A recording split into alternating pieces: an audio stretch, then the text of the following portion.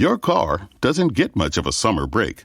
Bugs, UV rays, and pollen can all cause damage. Stay protected at WetGo with Weather Shield and a free month of unlimited washes. Just purchase your first month of WetGo Go Unlimited, and your second month is free.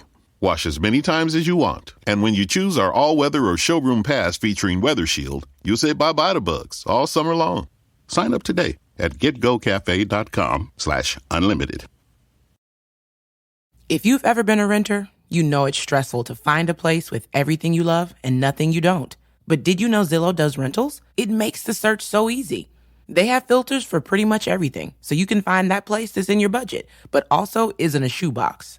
Or a place that's close to your parents, but far enough they have to call first. Plus, it's easy to apply, request tours, and pay rent in the app. Head to ZillowRentals.com and find your sweet spot. This podcast is a member of the Voices of Wrestling Podcasting Network. Visit voicesofwrestling.com to hear the rest of our great podcasts, as well as show reviews, columns, opinions, and updates across the world of wrestling.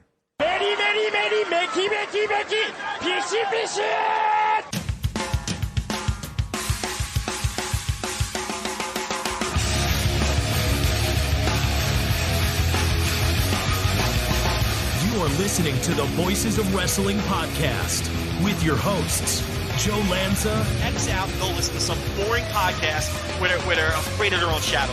Okay? Don't listen to Joe Lanza, because Joe Lanza's not changing. And Rich Craich. Give me a name. Who delivers this guy in a big spot? Joe, don't yell at me. In the big spot, who delivers better than this guy? Stop yelling at me. I agree. And we are live here on the Voices of Wrestling Flagship podcast. I'm Rich Craich, alongside, as always, the king of banter, Mr. Joe Lanza. Joe, what's happening? Are we live? I feel like you always talk a little early before the... No, we're live. That time I actually waited a little bit longer than usual, because I noticed that last week it cut me a little bit before. So what's weird is you hit go live, and then it gives you this countdown, then it goes, but then sometimes it refreshes halfway through that countdown. So I'm saying, hey, welcome to the yada, yada, yada, and then it's like refreshing, and then it's like 1, 2, and I'm like, oh man, these people just heard, halfway through the intro. I mean, it's not a very interesting intro. You kind of get the idea, but still, it's a little. It does it at the end too. Every time I try to end the show, it like cuts it off at the end. So I don't know. We got a little bit of a time, but anyway. Well, mine doesn't kick in for like 10 more seconds, but that's because it's on a delay. Right, you're in the before. You're in the after times. I'm in the live. You're in the after times there. So you got that dump button over there. I do. I wonder. Yeah, well, no, I can't go back and do it. Yeah, we probably should invest in that. That's one of these days when they fire those dopes that busted open and they hire us, we'll have the dump button. And Andrew Rich will be on the button, waiting patiently for Joe to say something that I was gonna say on Sirius. You're pretty good though. I can't imagine there's anything that would really require the dump button on Sirius. Do they work blue on Fight Nation Radio? I never listen to Fight Nation Radio. You think Bully Ray does his show without? I assume that because of one brother Ray that they probably are allowed to kind of act a little loose there on the Fight Nation Radio. You can work blue on any of the Sirius XM stations, as some people choose not to. Yeah, well, I did know 90s on 9 they do use the edited versions of songs, which annoys me. I actually literally just figured that out like 2 days ago. When Gin and Juice by one Snoop Doggy Dogg. Joe, you remember that song? Of course. Come on now. I'm just joking with you. But yeah, there was a lot of replaced lyrics in that song. And it doesn't even resemble the same song. And it made me wonder why they're even playing this song on an edited radio. Because, yeah, it was almost an entirely different idea of that song, including, I believe, the chorus that they even changed as well. Where I guess, I mean, Jin's, it's something about, like, I forget what it was. It was really ridiculous. Where I was like, what the hell is this? So. It sounds like the Kids Bop version of yeah. And I forget what it was. It was instead of like sipping, they said like drinking, and I was like, well, that seems like a very like. There's not a ton of difference there, but okay. There was a lot of very interesting parts that got changed in Gin and Juice. But that's the only one that I've noticed. That 90s on 9 is the only one I've noticed that has played any other edited stuff. So. Maybe when they say smoking, because it's implied. They definitely, anything that was related to smoking marijuana definitely got moved out and replaced by various things. And I in my mind when I was listening to it, I just imagined like Snoop Dogg finishing his cut, of Gin and Juice, and then somebody in that studio going, hitting the button to the mic inside the studio and going, all right, Snoop, when you do the edited version now, and it's just like, oh Jesus. Well, they all have to do that, right? Right, and he's got to just sit there and be like, all right, what do you want me to say instead of Chronic? And they're like, I don't know, what are you thinking? And he's like, who comes up with that? Who comes up with, all right, so I'm smoking Chronic. What are we going to do instead of smoking Chronic? Because what do you want me to do to replace this line in the song? Like, what are we doing? And I just imagine, like, after hours of them trying to figure it out, it's the Snoop Dogg being like, drinking, whatever. You know what I mean? He's just like annoyed. He's just sitting there. He's like, I gotta go, guys. Why are we still doing this? Like, it's just, I'd love to be in the room for that. Well, even Wet Ass Pussy has a radio edit. So yeah, what does that come to? I am not a current radio listener, so I can't say what the the WAP radio edit. Yeah. I think in that one, they do for a lot of it, they just do the deal where they just like edit out. They don't replace the word; they just take it out. Oh my God, those are even the worst. Yeah, I think they probably do more of that now because it's so annoying to try to redo it. So you just hear a song and it's just silence for like 5 seconds. And that's right. Yeah. So I think that's the route they go. I can't really. That must be a pretty tough song without a lot of those lyrics in there. So I pulled up a version on Google. Okay. Oh, the edited. And apparently, they don't really change. There's still a lot of implied shit. Like this, for example, beat it up, baby, catch a charge. If they're not changing a line like that, they're probably not changing a ton. All right, I'll give you a whole verse here. Yeah, go ahead, please.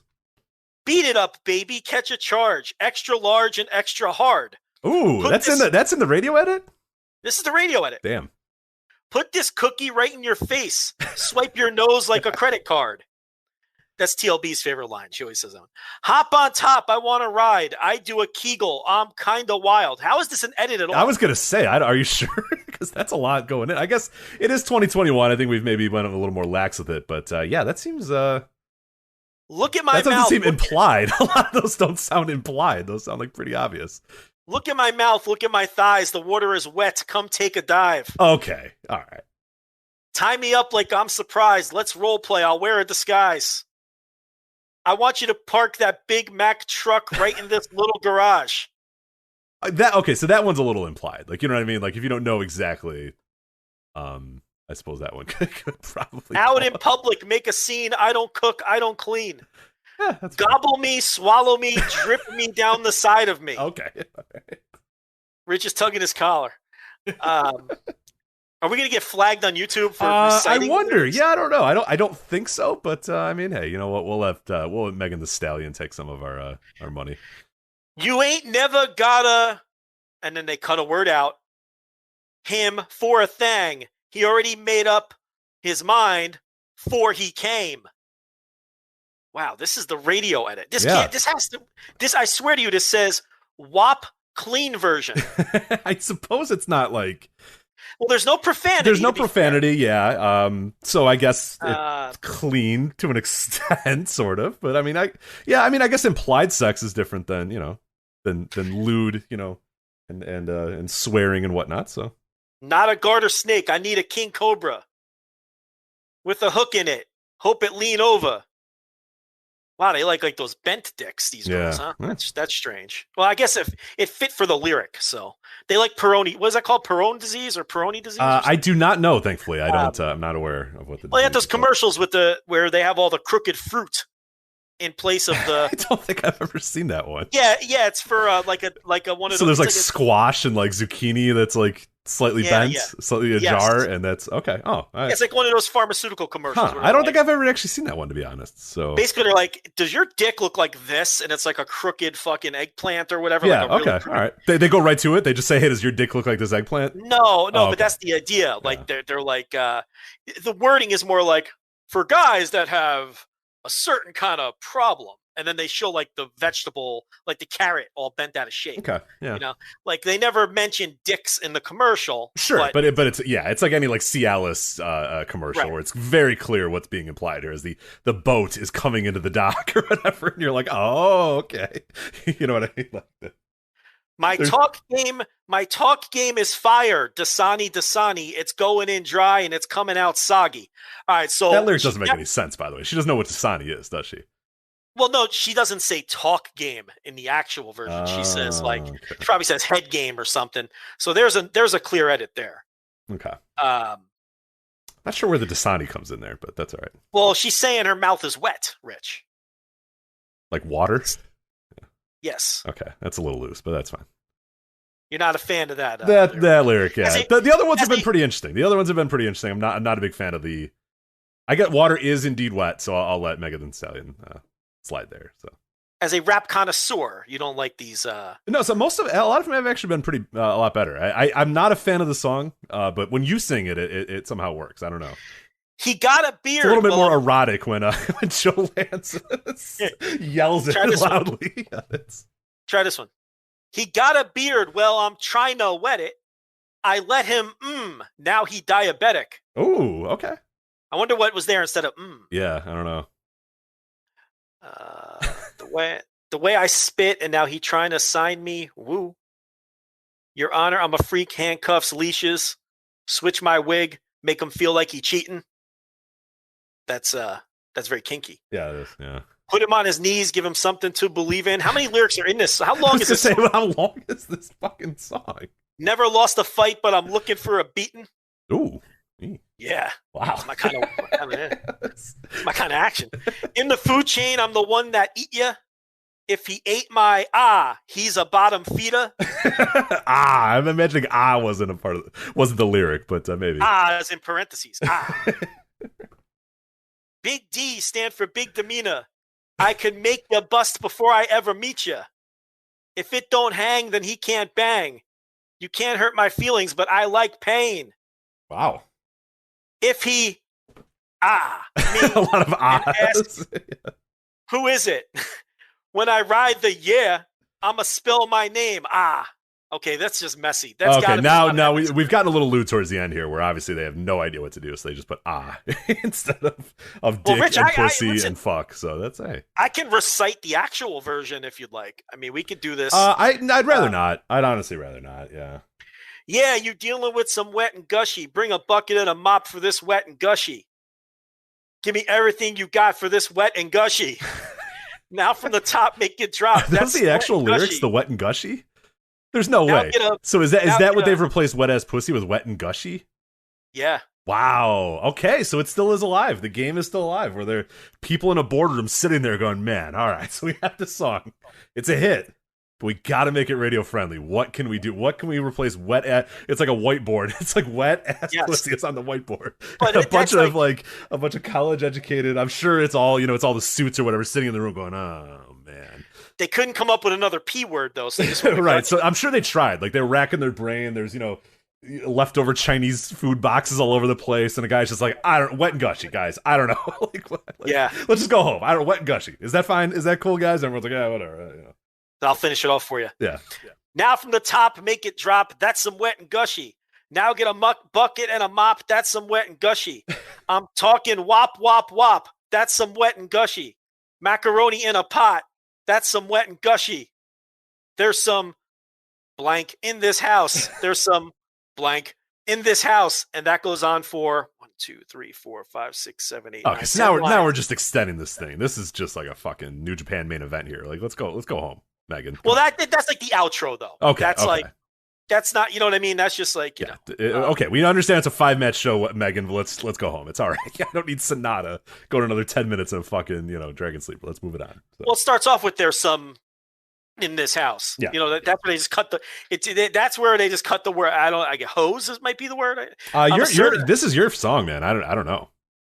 That's my wife's song. I don't listen to this. I said certified freak 7 days a week. Wet and gushy, make that pull out game weak. Woo Woo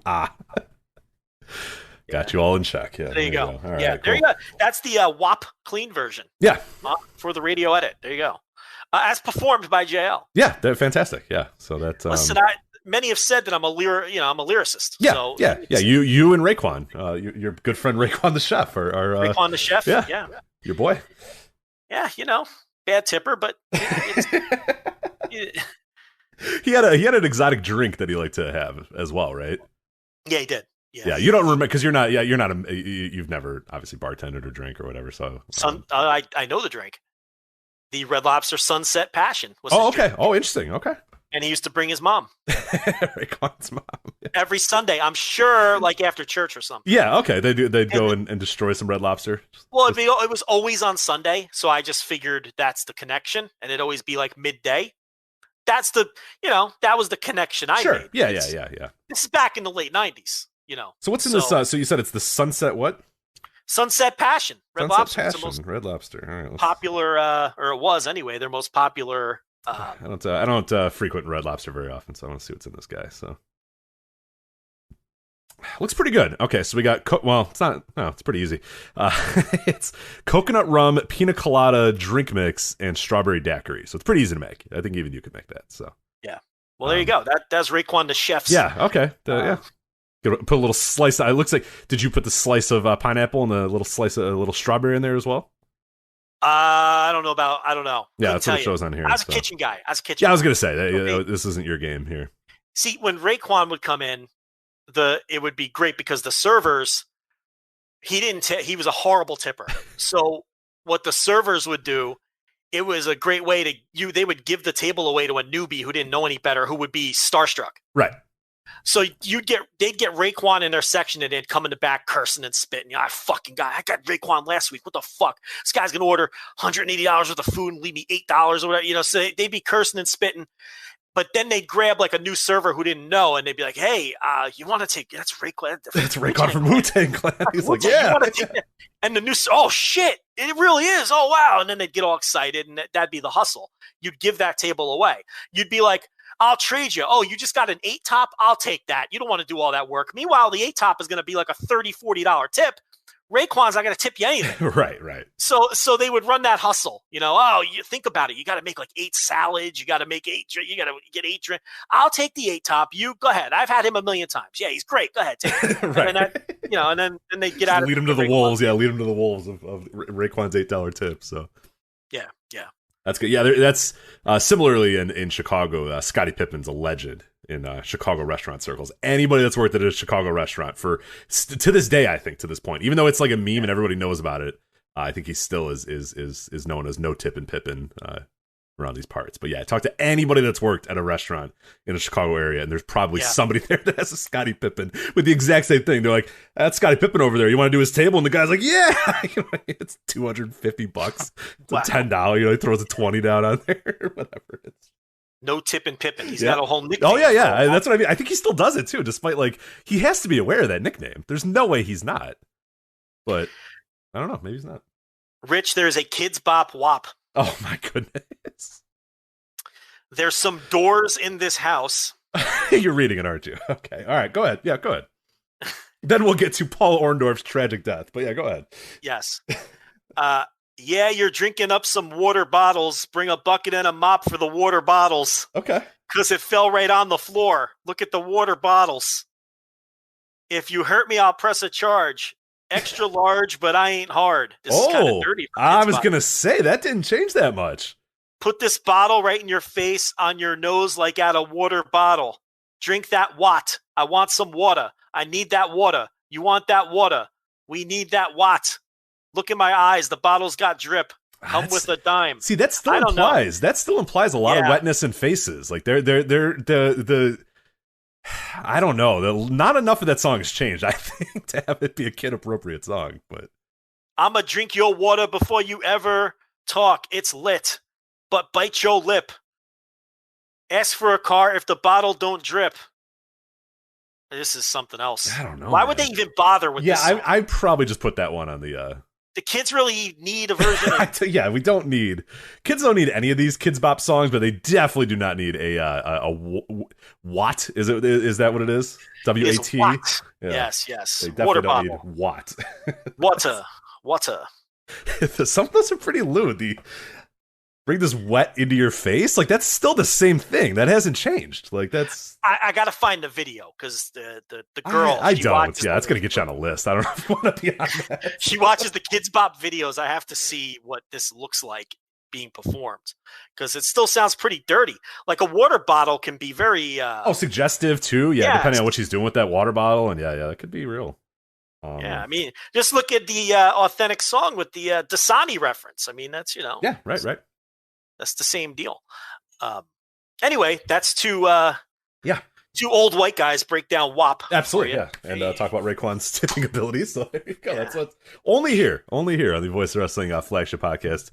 Can you get that? But we have plenty to get to today. A lot of actual wrestling topics as well. We're going to get to some stuff in Japan. You got New Japan Pro Wrestling. You have Pro Wrestling Noah. You have Dragon Gate, the Kobe World. There's some shows coming up there we're going to talk about in a bit. In America, we have AEW United We Stand, an indie show that I was able to attend live. We got in the UK, we got RevPro live at the Cockpit 51, a show that you and I both watched. Then we can go back to America, Impact Wrestling Slammiversary. Then we can stay in America, Money in the Bank 2021. Then we also have some other stuff we're going to get to along the way as well. But also ROH Best in the World. We will cover that show. But okay, so we're not getting a half of that shit. I mean, the way that the show's going right now, it's not looking good, I can admit. It's not looking good. Number two, I got another point to make here. Yeah, number two, whoever reminded you that Slammiversary was happening, I'm very annoyed because I saw you not mention Slammiversary all week. I was keeping it in my back pocket. Yeah, you played into it too because you sent me, sometimes you'll send me the, hey, here are my ideas. Just send it like 4 a.m. or whatever. So when I wake up, I get to Slack and I see the message from Joe and it lists all the topics. And I'm like, yeah, that's everything that I thought of too. Okay, cool. Boom, let's go. So I had it all in. I had all the notes ready to go. And I released the video for the live video so people knew the link or whatever. And Slammiversary was not on there because you didn't put it on your notes, I didn't think of it or whatever. And then, yes, some astute listener said, hey, what about Slammiversary? And I was like, oh, darn, yeah, of course, Slammiversary. So what was the bit going to be? Or do you not even want to do it because it's been ruined? No, I want to tell this dope what we lost because he. Do you want me to name this guy? You want to get this? This is going to be the bit I was going to see. You totally had no clue Slammiversary was this week. It completely slipped your mind. So you were going to hit off with a surprise game show. The game show music, the full accoutrements of the Joe Surprise game show, and we were going to do. Is this a real Slammiversary match or is this a made-up Slammiversary match? All right. And I even went through the work of making up the questions for the quiz and everything. I'm sorry. And this is not you. It's That's the guy who That's a good bit too. It would have been a great bit, but the guy fucking reminded you that Slammiversary. And then once that happens, you're going to look up the card, and then the bit is destroyed. Right, because you definitely, before 12 hours ago, if you said Eddie Edwards versus W. Morrissey, I would say no. Right. Impossible, Joe. No. Yeah. You were going to go 0 for 8. Let's be honest. Right. Chris Sabin versus Moose. No. Here's the thing. Impossible. Yeah. I could have given you all real matches, and you would have gotten them all wrong. Yeah. So, Fire and Flava versus Havoc and Rosemary. No. Yes. So the game is out the window. Now, I'm not going to give away the quiz or the fake answer because I may use them in the future. Right. Yeah, you don't want to give that up. That's good stuff. So I have to keep my fake matches that I made up for Slammiversary. But because we haven't done the surprise game show in a long time, and this was a perfect opportunity. And whoever this listener is, he ruined it for everyone. So if you want to shame him, go ahead. Yeah, I think it was on Twitter, but I'm trying to figure out the exact name of who it was. I thought it was a Patreon person, so I could badmouth them because they get it. The patrons they understand the good jokes, but I don't know. This guy might have honestly been like, "Hey, you forgot Slammiversary," and so I don't know if I want to be mean to him, but I think being mean to the listeners is what we do around. Grant D is his name at G Diggs Wrestling. It's his name. Give the handle too, so everyone could go bombard him with hate. At G Diggs Wrestling here is the man who said Slammiversary preview? Question mark. So.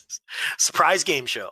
Yeah, ruined. That would have been a good one. That would have been a good one too. But we are going to talk as well about Paul Orndorff and his passing. But before we do that, though, I did just want to real quickly, Joe, talk about this. I know you just released your Thursday tier reviews over at patreon.com/voices of wrestling. But this has been quite a week in the AEW WWE world.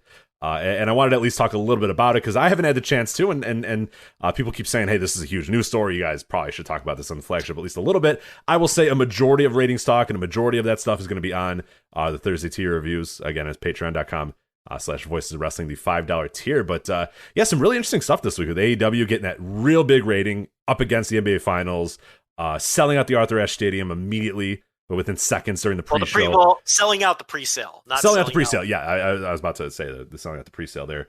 The tickets for the entire venue goes on sale Friday. Right. But as far as every ticket that they've released so far is pretty much scooped up. And then the WWE and MSG going kind of slow as well. But yeah, it was a pretty interesting week. This is I don't know about you, but we've had a lot of weeks where, like, there'll be news and those things that happen. But this was like an exciting week, man. There's just so much going on. It really does feel like wrestling is fully back, at least in America. Did you get that same feeling this week as well? With a really good Dynamite, with ratings talk, with 1 million people watching, hot crowds, and debating ticket sales, and $1 million people watching, and there was a lot of stuff going on this week. It felt normal for the first time in what I would say a pretty long time. SmackDown's gonna have fans on Friday. Yeah, too. we're in it. Yeah, just tomorrow. Yeah, and they sold that out, 15,000 Houston. So that's going to be a very large crowd. The Texas crowd was hot for Dynamite. We'll see if they're hot for SmackDown. But it is 15,000 people, and then Raw will have fans on Monday as well. So. Yeah, and Money in the Bank, which we'll talk about here in a minute. So, right, but yeah, no, a great week for AEW though. I mean, because the Dynamite was great. It was one of the better Dynamites that they've ever had.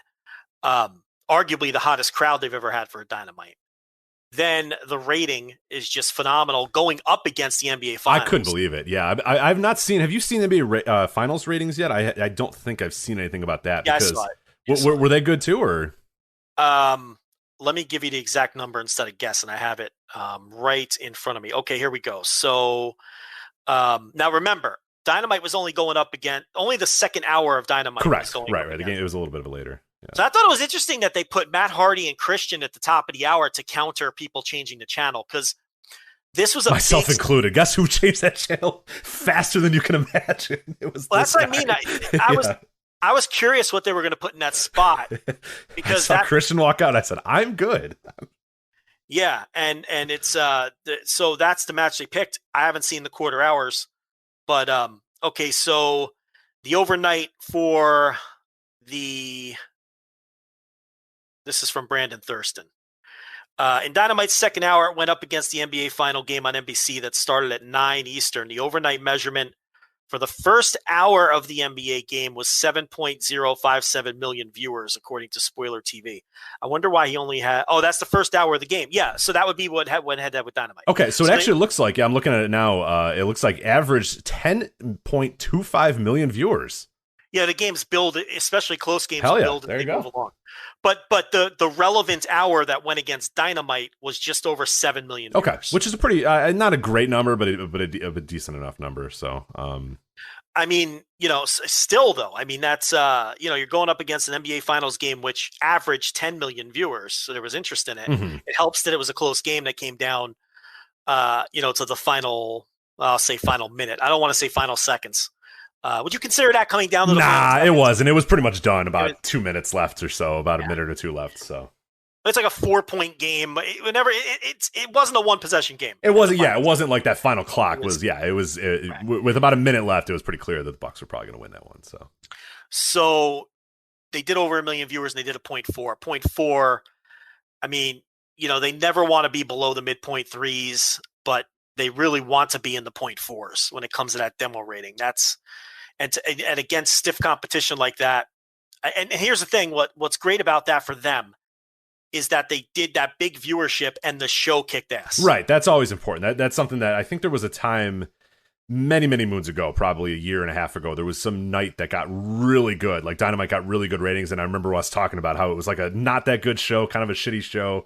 And we were like, man, like, and it's hard to know ahead of time. You know what I mean? Like you don't know ahead of time. You don't ever go out there saying, hey, let's have a generic bad show or whatever. You never try to do that. But I don't know if it was I forget what the exact number was. And this is probably about a year or so ago that they went out there and they had a pretty damn good number, but the Dynamite was just like meh.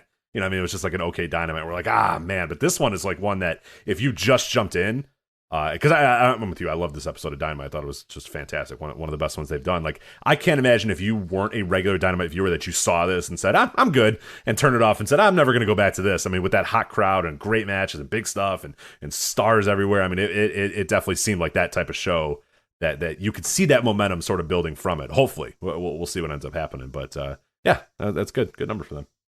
Because you don't, if a show, the quality of your show, has more of an effect on the following week's number. Right. For obvious reasons. But they beat Raw in two different demographics: male 18 to 49, male 35 to 49. And they were nipping at Raw's heels in 18 to 49 overall, just 8% down, according to Brandon, and they are within 3% of people aged 35 to 49. Wow. So, the older half of the key demo. So, if they keep putting up shows of this quality with the energy with the energy of these Dynamites, especially that these crowds are bringing to the table, I mean, it's just a matter of time before they start catching Raw occasionally in the demo and going neck and neck with them. And not only just these demos, but when football comes and Raw takes that inevitable dip and Dynamite isn't going up against the NFL on Wednesday nights, which is something Tony Khan said he never wanted to do. He never wanted to go head to head with the NFL. One, because he's an NFL owner. Two, because it's devastating going up against the NFL. It's not easy. It's not easy. So I mean, it's not inconceivable with Raw touching 1.4 million viewers some weeks and Dynamite, sneaking up on 1.1 million viewers some weeks. Not just in the demo coming within 8% of Raw's number, but it's not inconceivable that by the end of the year, there's a week where Dynamite could catch them in viewers. Yeah. I mean, I don't think that's out of the question. It's not, yeah, and I think the big thing will come this week. Some people will say the big thing will come this week, but you and I have kind of had some arguments. Not you and I have arguments, but we've had arguments with people about this. Where this week is a big week in WWE as well, because with fans coming back, there's the idea that okay, here we go. Now people got bored of the PC, and then the ratings tanked, and then they went to the Thunderdome, and then there was a little bit of an increase, and then people are bored of the Thunderdome, and they're ready to have fans back, and they're ready to do that. And there's a lot of people that think that things just snap back into place, like it's going to rubber band right back, and it might for 1 or 2 weeks or 3 weeks or whatever, maybe a month or something. But sustainably, I mean, that just has not been the ratings pattern for Raw the last 5 to 10 years or whatever. There used to be a time, we talked about this a few weeks ago, there used to be a time where, they would, after WrestleMania or before WrestleMania or after a big show, they would get this like prolonged, like 2 to 3 months sort of, increase where people would come back and they'd watch and they do all that sort of stuff. They do that stuff now where they'll bring in a Stone Cold, they'll bring in a Goldberg, they'll bring in this guy, they'll bring in that guy, they'll do their little, whatever their little fixes are, their quote unquote fixes,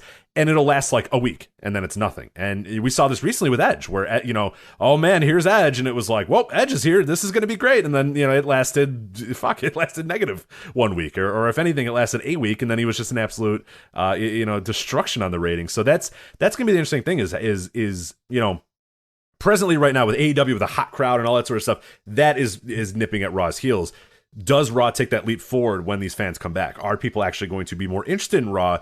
Or like you and I say, at the end of the day, the show fucking sucks. So like, I don't know, like any new person that watches, there's no way they're going to see that and go, you know what? This is great. I need to stay here. Unless the show actually does get good now that they're in front of fans.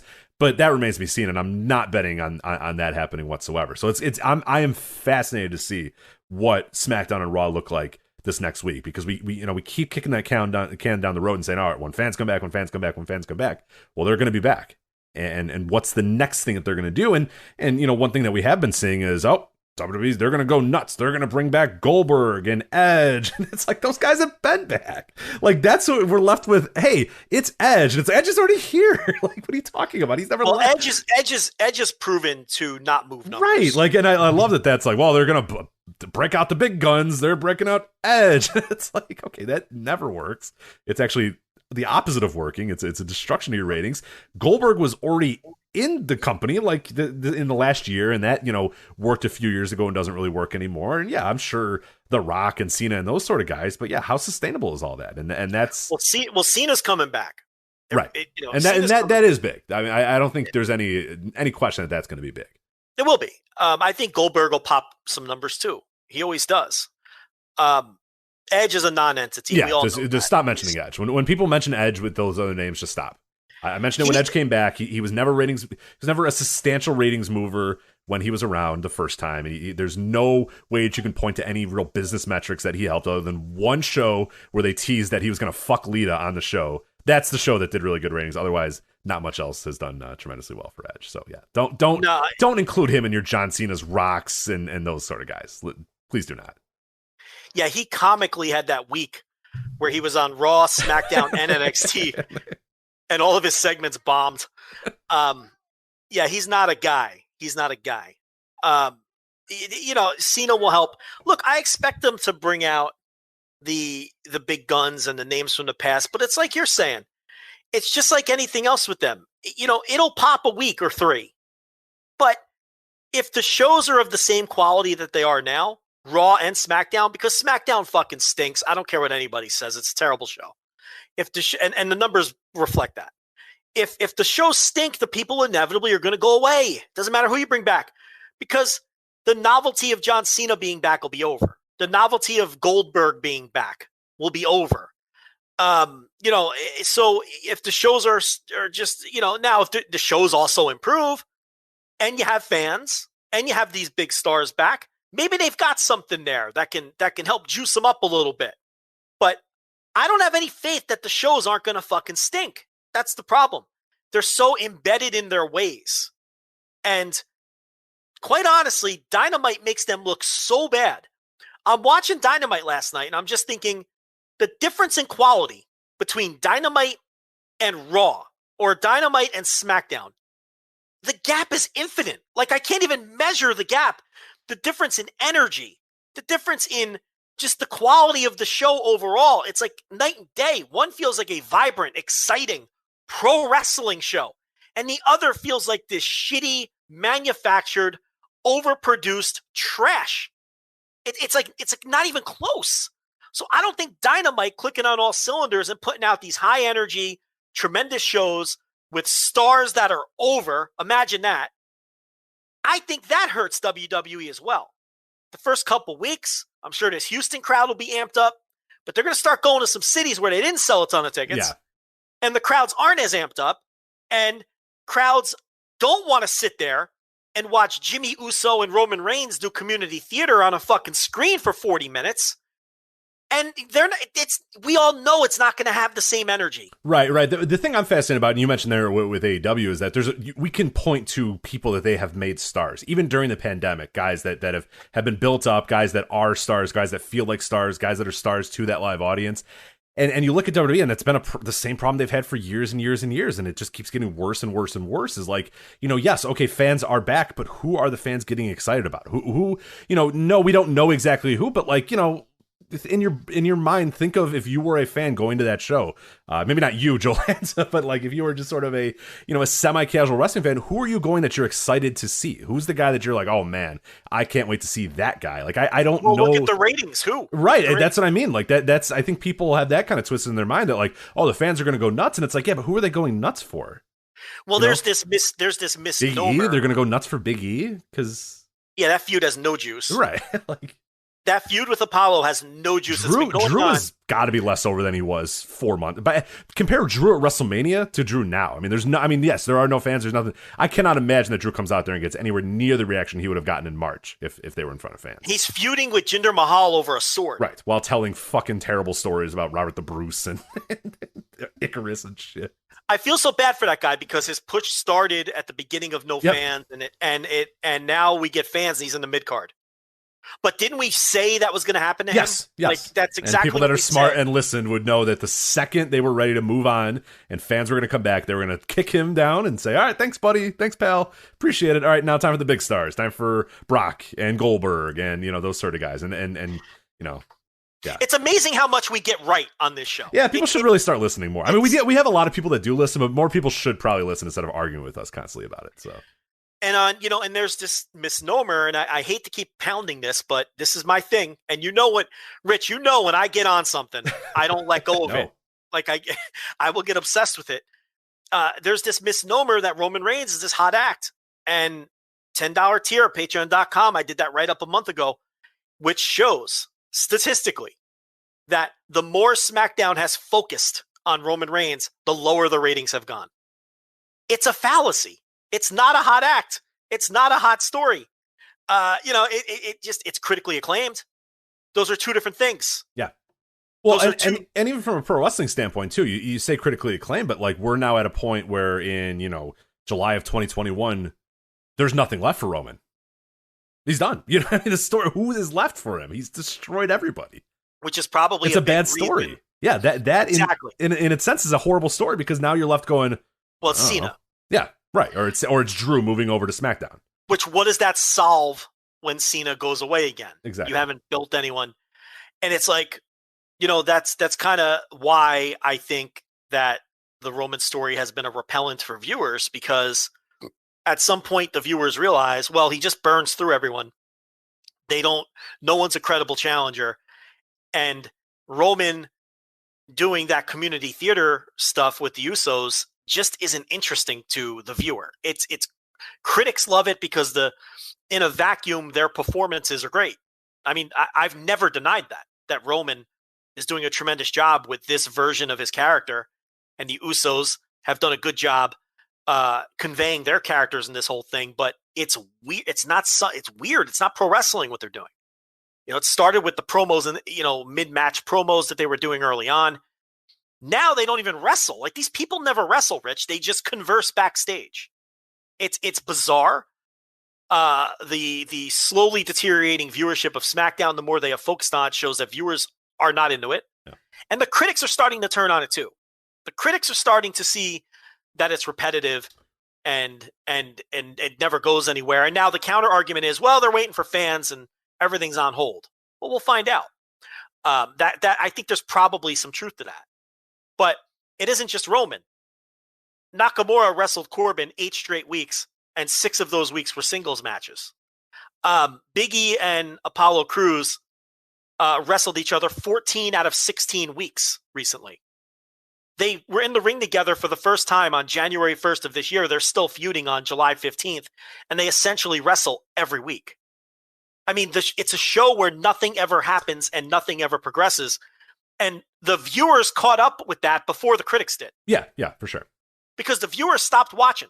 And I lay it out in my article. You go read it. With statistical evidence. Right around January, the viewerships just started dropping. And I think with the benefit of and dropping, steadily, the more they focused on Roman, with Sasha not around. And I think with the benefit of hindsight, when you look at SmackDown, remember everybody credit when Roman came back and turned heel. We were like, oh, this is finally. And then SmackDown went up. And we all kind of credited that to Roman. I think what we all forgot about is that also when they rolled out Thunderdome. And all of the WWE ratings went up. So I don't even know if we could even credit Roman for bumping SmackDown last fall when he came back. Because I think that had more to do with Thunderdome. And then those strong numbers through the fall and winter, the closer I looked at it and the closer I looked at the segments and what was on the shows, it correlated more with Sasha Banks and Bayley and their whole program through the fall than it did with Roman. And then when Sasha and Bayley went away, when Sasha went away and Thunderdome kind of lost its lost its charm or mystique or charm or whatever, yeah. Or the new factor, the newness, yeah. Starting in January when, no more Banks, everyone's, Thunderdome is old hat, steady decline until July. With the show firmly focused on Roman. So I'll take it a step further. I don't know if you can credit his heel turn and his character for bumping the ratings at any point. I mean, it's muddy. You can easily credit it to Thunderdome and Sasha Banks and her program with Bayley. And all the little spikes that they had in between were weeks that Sasha Banks wrestled. I mean, it's all right there. I'm not making any of this up. It even surprised me when I looked it up. So, it's like you're saying, getting back to your point, this is why they're bringing all these guys back. They don't have anyone on the roster right now. Who are these live crowds going to go nuts for? Yeah, I don't know. Yeah, and there's also, you mentioned it there, and I think it's a really good point where people say, oh, they're waiting for the crowds, they're waiting for the crowds, they're waiting for the crowds. Well, we've been hearing that for a long time, and I get that. I absolutely understand it. Booking wrestling in front of an empty audience is not easy, and they have to do these shows because that's the TV contracts and whatever. They don't have the benefit of going away or doing all that sort of stuff. The problem with that, though, and I understand everything that was up against them in the last year. I totally get it. But being complacent complacent and just kind of saying, whatever, who cares, it is very difficult in any line of work, in any sort of, especially in creative endeavors. It is very hard to kind of turn it off. If under the assumption that they turned it off and said, hey, fuck it, just do whatever for 8 months, and then when fans are back, we'll turn it back on again. But it is very difficult to just say, okay, let's go now. Okay, now it's go time. Like, do you really, I mean, how many people honestly believe that all this stuff that we've seen from them book for the last 2 years now, that just overnight, it's just going to all change because fans are back? That all the rematches, all the dumb stories, all the stuff that doesn't make sense, all the nonsensical stuff, like that's all going to stop because fans are back. Like in 1 week, it's just going to go, okay, now we're in business again. Okay, let's go. Like, I don't buy that. And even if that is the intention, I don't think you easily switch from, hey, let's just fuck around for 2 years to, okay, now let's go. And again, I don't honestly believe that they get there. I don't believe that Vince McMahon approves a Monday Night Raw script and says, aha, this show is complacent. You know what I mean? This is just a show that we're going to put on the air because we have to put something on the air, and who cares? We'll get back at it next week, and then next week, and the next week, and then sometime we'll have fans back again. Like, I honestly don't believe that there's any way possible that he doesn't think that these scripts are good, that what they're doing is good. You know, that's another part of that sort of argument that I'm always like, so you think that they've been making bad shows for 2 years? Like, on purpose? I just don't buy it. I just don't. So you don't buy the holding pattern theory at all? I mean, I get it, I guess, but I don't know that. I mean, I don't buy it. Maybe you're holding off some stuff for the return of live crowds, but that's an April 2020 thing. I don't buy it in April of 2021 that you're still saying, we'll hold it off. Like, I mean, I get where in April and May of last year when you're thinking, this thing's going to be in and out in 5-6 months or 2 months or whatever. I totally get it from that step. But I don't think that now into 2021 you're still like, we'll hold it off. Like, and even if that is the case, even if they truly do or truly were trying to just hold things off, I think it's a really bad strategy because I think it's just so difficult to get it back going and just say, okay, now let's make good shows again. With what? You know, like, I don't know. In any sort of creative standpoint and any sort of creative endeavor, I don't think you can just say, okay, now I'm going to be good again after intentionally being bad for 2 years. I don't know. Maybe I'm wrong. I think bringing in the big names will mask it a little bit because there's going to be some excitement around that. Yeah, it always does, though. But we've seen these things again. It's like there's nothing new and unique. I mean, that's the other thing. People pretending that this is a big deal to bring Goldberg back, and it's like, all right, yeah, we've seen Goldberg back like 5 times already. You know, Edge has never left. You know, yeah, Cena will be kind of unique and different, but what are you going to get out of Cena? You think he's going to go out there and have these incredible fucking 20-minute matches? Dude's got to film a movie in another month. Like, there's no way. Bring back The Fiend. Oh. To them, that's that's going to get the ratings going for sure. Yeah, I don't know. To them, no, that's a big thing. Yeah. They think that's a big thing, right? I'm curious how live crowds react to the Alexa Bliss stuff. We haven't seen that except at WrestleMania. And that was just an utter disaster. The Bray Wyatt match, the Fiend match at WrestleMania. So I'm curious how they'll react to that kind of stuff, the Alexa's Funhouse, and lost my train of thought there for a second. And the Roman Reigns on the big screen. Like, these are all things we don't know how the live crowds are going to react to any of this. And maybe they'll change some of these things up. Maybe these were just non-fan era kind of thing. In other words, maybe they'll cut back on the time where we see Roman in what looks like the lobby of the Courtyard Marriott, talking to the Usos and Paul Heyman, and they'll do more things in the ring in front of the fans because there are fans. We don't know anything. But I'm kind of with you. I'm kind of playing devil's advocate here. But at the end of the day, these shows are what they are. They fucking suck. And I just think it's ingrained in them. They think this stuff is good. It's not. And it's also not this wasn't a critically acclaimed show like 3 years ago. You know what I mean? Like, what are we pretending about? Like, this is. Yeah. So it'll cover up some of the warts for a few weeks when they bring back some of these names. And, I'm sure Roman Reigns will beat Cena, and I'm sure their long-term plan is Roman Reigns versus The Rock in Dallas at WrestleMania in the Jerry Dome. The Rock would come back for that because The Rock could then attach his name to whatever fucking attendance figure they want to put on it. I'm sure they'll have it be 6 figures if they could pull it off. And The Rock will he'll want a piece of that.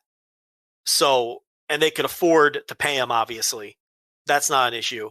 But The Rock isn't going to come back for just any old program in a 50,000 seat building. But he'll do Dallas, I think, and wrestle Roman Reigns. But again, that's temporary. Yeah, like, that's one thing, one night, one build, one run, 1 month, couple months, whatever. Yeah, it's. What are we doing to get whoever, Big E, ready for the more permanent spot? And, the answer is nothing. I mean, the answer, you can spin it all you want. There's no more. Big E is in no different of a place today than he was literally 7 or 8 years ago. He had the Intercontinental title. When did he win the Intercontinental title? Like 2014? Yeah, I think we popped up that number not that long ago. Yeah, it was like 2014 or whatever. I was watching some old, SummerSlam or some old Royal Rumble, and they're like, big Intercontinental Champion Big E Langston. And I'm like, oh my God, like nothing's changed. It's in the same spot. He's in a mid-card feud over the Intercontinental title. So, yeah, I don't know. The ratings, look, I'm sure they'll... Look, if they don't get a bump for like the first month, they're in real deep trouble. Yeah. Oh yeah. That's crisis mode now. At least from a ratings perspective. Right. We know they've got their contracts. Yeah, business wise is fine, but yeah, in crisis, in like we need a creative, or they don't care. I don't know. Maybe they just don't care anymore. So, well, do you think Peacock cares? If I would say Peacock, Fox, and USA would care at some point, pretty soon. That's what I mean. At some point, and it's like, I know. It doesn't look like the bubble's going to burst and all that, but you got to reach a point where eventually they start to care and put some heat on you.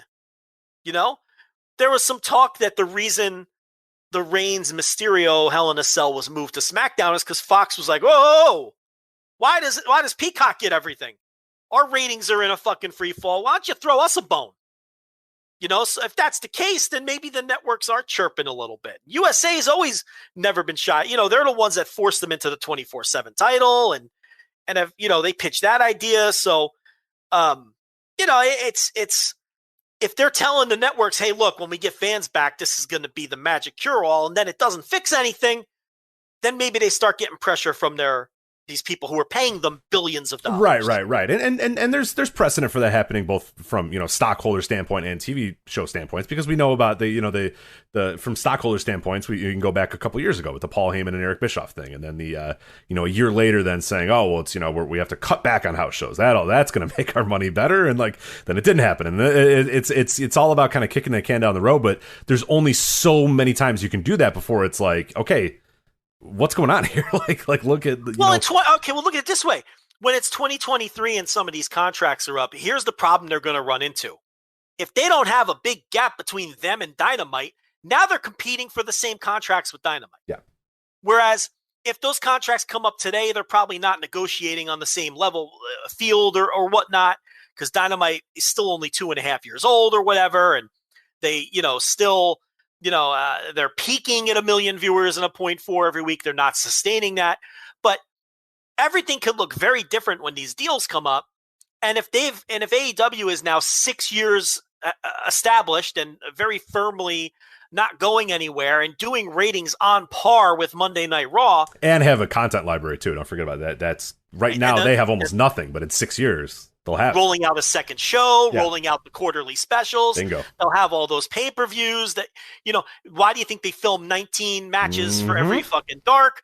Okay. So now this is the other problem WWE will run into, is where for the first time ever, they're going to have legitimate competition for these television deals. Okay. Which I guess you can say in theory works out for everyone, but on one hand, but on the other side, it does hurt you, because these networks can walk away from the negotiating table and say, all right, well, we'll just talk to the other guy. It changes. Yeah. And it's actually not without 100% precedent, because, and I know this, but there's probably a lot of listeners that don't remember as well. What happened on when WWE moved to TNN, and then the new TNN, eventually Spike TV, a big thing happened right around then is the Ultimate Fighter got huge. And basically, when WWE said, okay, we're ready to renew, Spike TV said, no, we're not interested. You guys can go fuck off. Go find something else to do. Right. We got the Ultimate Fighter. And then what we're going to do is, in a year later, we're going to pay, an eighth of the money or whatever it was to Impact, because, we'll get some wrestling. That's fine. But we got Ultimate Fighter. We don't need you guys anymore. Right. And that's a big thing, because then what it was left with, and this is going to be an issue that's I think always going to happen with WWE and with any kind of wrestling property, unless things really, really dramatically change, is there's only X amount of networks that really want to have wrestling on their television. There's very few. And that's what happened in that time. When Spike said, hey, no, we're good, we're out, WWE had no leverage, and USA said, okay, you want to come back to USA? That's fine. Well, here's your offer. And WWE went, well, that offer's not good. We're going to get some other offers. And guess what happened, Joe? They didn't get any other offers. Yeah. And then they signed with USA for a fraction of what they were hoping to get out of them. They ended up making out in the end, and they ended up, making it work out with USA. But it's not without precedent that those networks, whatever happens in those 3 years, they might say, we're good with wrestling, we're done. Fox might say we're good and we're done, and then that deal's done, and they don't care anymore, and they're going to move on to whatever their new thing is. Or maybe Fox says, let's take a look at the growing brand. Right. If we want to have wrestling, that was going to be my point, is that if you're a network that does want wrestling, okay, so let's take out any network that doesn't want wrestling, which is most of them. You know what I mean? It's like 90% of major networks don't want wrestling on their television as of right now. I don't think that's changing in 3 years, but maybe I'm wrong. So you're left with whatever channels there are, and now you have this other thing that you go, well, we're going to pay $1 billion to these guys, and their ratings are going down, and their demo numbers are going down, or we can pay these guys. Probably we can pay them a little bit less. Like, I'd imagine that they'd probably take a little bit less, but, it's still a pretty substantial increase or whatever, and say, hey, you know what, let's talk to those guys and see what's up. I mean, it's not good. I mean, it's, and that's the thing where people keep saying, oh, the TV deals. Yeah, the TV deals are good now, but yeah, you got to get these things up, because you got to sit down at that negotiating table as well and figure that out then. And yeah, if you have a competing pro wrestling, property that their numbers are pointing up and your numbers are pointing down, that's not good. It's also a lot harder to walk into a negotiating room and claim that we are a victim of cord cutting and declining television ratings like everybody else is, and everyone consumes us in a number of different ways when your competitor is growing. Because then you could, USA could turn around and say, well, hold on now. How is this other show showing consistent growth then? Right. How are they bucking the trend, and why can't you do that? Yeah, you're not allowed to say, well, we have a lot of YouTube viewers, and they can go, we don't fucking care. Cool, right. Dude. So that's why AEW's growth is something that WWE absolutely needs to keep their eye on. And this is why WWE has made attempts to snuff that shit out. Yeah. Because that's a bad reflection on them if someone in the same business as them can show growth when WWE's entire, their whole mantra has been, well, we're just declining at the same rate as everybody else. So it's artificial. We still have the same number of fans we always had. They're consuming in different ways. Well, I don't know. Someone in the same business as you seems to be on the upswing. See, this is what I'm saying. This could be the situation that they're in come negotiating time. Yeah. But anyway, the next few weeks, we'll see. If they don't pop at least a bit, I think that's an enormous red flag that people have just said, you know what? We know it stinks. So what? Bill Goldberg's back. So what? There's fans. But I suspect that the numbers will pop over the next couple of weeks, just like they did for Thunderdome. The atmosphere change is going to matter to some people, but then I think the quality of the show is just going to run them off. Yeah, and there's also the thing, too, with, in a couple weeks now, you're not going to have NBA Finals. You're not going to have any major sports. And it won't be until September that you really start getting going again with Monday Night Football. So there's a chance that Raw is going to look good anyway over the next 2 months. But how sustainable is that? And what, do we have the same conversation now next year, next May 2022, where, hey, they're down again. And yeah, we can point to this little, hey, well, fans came back and numbers went up or whatever. But yeah, what happens when Monday Night Football comes back? What happens, because what happens every single year over the last 5-10 years or whatever is a little bit of rise, a little bit of a drop, a little bit of a rise, a bigger drop, a little bit of a rise, a bigger drop. And that's been the issue, is that they just the unsustainability of the new people that come in or the old fans that they get back, and once a comparable sport or something they want to watch comes up, then they're gone again. So by the end of 2021, at any point does Dynamite beat Raw in the 18 to 49 demographic in any given week? They were within, to give you context, they were within 8% this week. Where Raw did, I forget what Raw did exactly, but obviously Dynamite did 1.025 million total viewers. They were within 8% of Raw's 18 to 49. Rich Creature on the spot. I don't think so. I don't think this year, but I could say in 2022, I probably see them doing that. Do they catch Raw at any single? Well, hold on. Actually, now that I think about it, no, I take that back. I think they do it in like November or December or somewhere around there. In the demo. Yeah. How about total viewers? I think total viewers will be sustainable for a little bit, but I would say the same thing. I think November, December, particularly against some good NFL games, and the right way to play it. Yeah, I would say they could. I think so. Maybe by the end of the year, November, December. So you crediting that more to Raw continuing to fall or Dynamite continuing? A little bit of to A and B. A little bit of A and B. I think what it's going to take is it's going to take a particularly bad Raw and a particularly good Dynamite to make it happen. But we're going to inch closer and closer and closer to the point where I think it's going to be a more semi-regular thing next year. But I think this year with, sports going away and them kind of emptying out the chamber a little bit with here's John Cena, here's The Rock, here's Goldberg, that can sustain them at least for a little bit. But I mean, once NFL comes again though, once Monday Night Football comes again though, I don't know. So Dynamite promises Daniel Bryanson does 1.3 million viewers one week. Raw's going up against 2 undefeated teams, week 9 in the NFL. Right. You know what I mean? Or it's like a weird holiday week or what. I don't know where the holidays land or whatever, but I could see one of those days doing it for sure. I don't know if it becomes a consistent thing yet though. Yeah, Chiefs are playing the Packers or something, and Raw does 1.31 million, Dynamite does 1.34 million or so. Yeah, I could see. I don't know. It's they're within striking distance. It's so wild to say that, but I mean they really are. All right, let's get to the Paul Orndorff here. We're now an hour into the show, so yeah, I don't know what we're gonna do here, but hey, you know what? We'll get down to business. We'll figure it out. But anyway, I want to talk about the life of Paul Orndorff here as well. You promised that this might be the entire show, so who knows? We might go another 2 hours on Paul Orndorff. We'll see. Well, what I said was I think it would be possible to do 3 hours. Absolutely. And you mentioned this as well of doing a deep dive about Paul Orndorff. And after watching a lot of stuff from Paul Orndorff this week, I don't think that's an unrealistic possibility that we can pick a time period of Paul Orndorff and do a deep dive, a VOW deep dive on patreon.com/voices of wrestling. So I'm in. I think you're probably in as well. A lot of it is accessible. A lot of it is able, you can find it pretty easily. So I'm definitely down because I have been watching this guy a lot this week. And I've always been a fan of Paul Orndorff, but I really dug in deep this week. And obviously it sucks that it takes like someone passing away for you to do that. But man, I've come away this week just as such a huge fan of Paul Orndorff. Just love and a fan of pro wrestling too, because you watch this Paul Orndorff Hulk Hogan thing. We just got done talking about how horrid of a show Raw is and SmackDown is or whatever, and this company was so good. They were so good, Joe. What they knew how to do everything. This Hogan Orndorff thing is fucking perfect. It's so good. It's so simple. It's just fantastic pro wrestling, and all it did was sell a shit ton of tickets everywhere that they ran. It sold fucking 60,000 tickets in Toronto, and then another 30,000 in the next town, and 30,000 in the next town, and 30,000 in the next town. It sold a fucking million tickets over a week or whatever, and it's just like, Jesus Christ. Like, this company used to be so good at doing just the simple things. It used to be so good at pro wrestling. Joe and Paul Orndorff, very good at pro wrestling as well. So anyway, Paul Orndorff passed away at 71. I don't know. How do you want to start this discussion of Orndorff? What have you done this week when you heard the news, unfortunately, about his passing? Well, before people get on your case, I don't think there was a week where they sold 1 million tickets. I'm being facetious, but yeah, it was. You know how people are.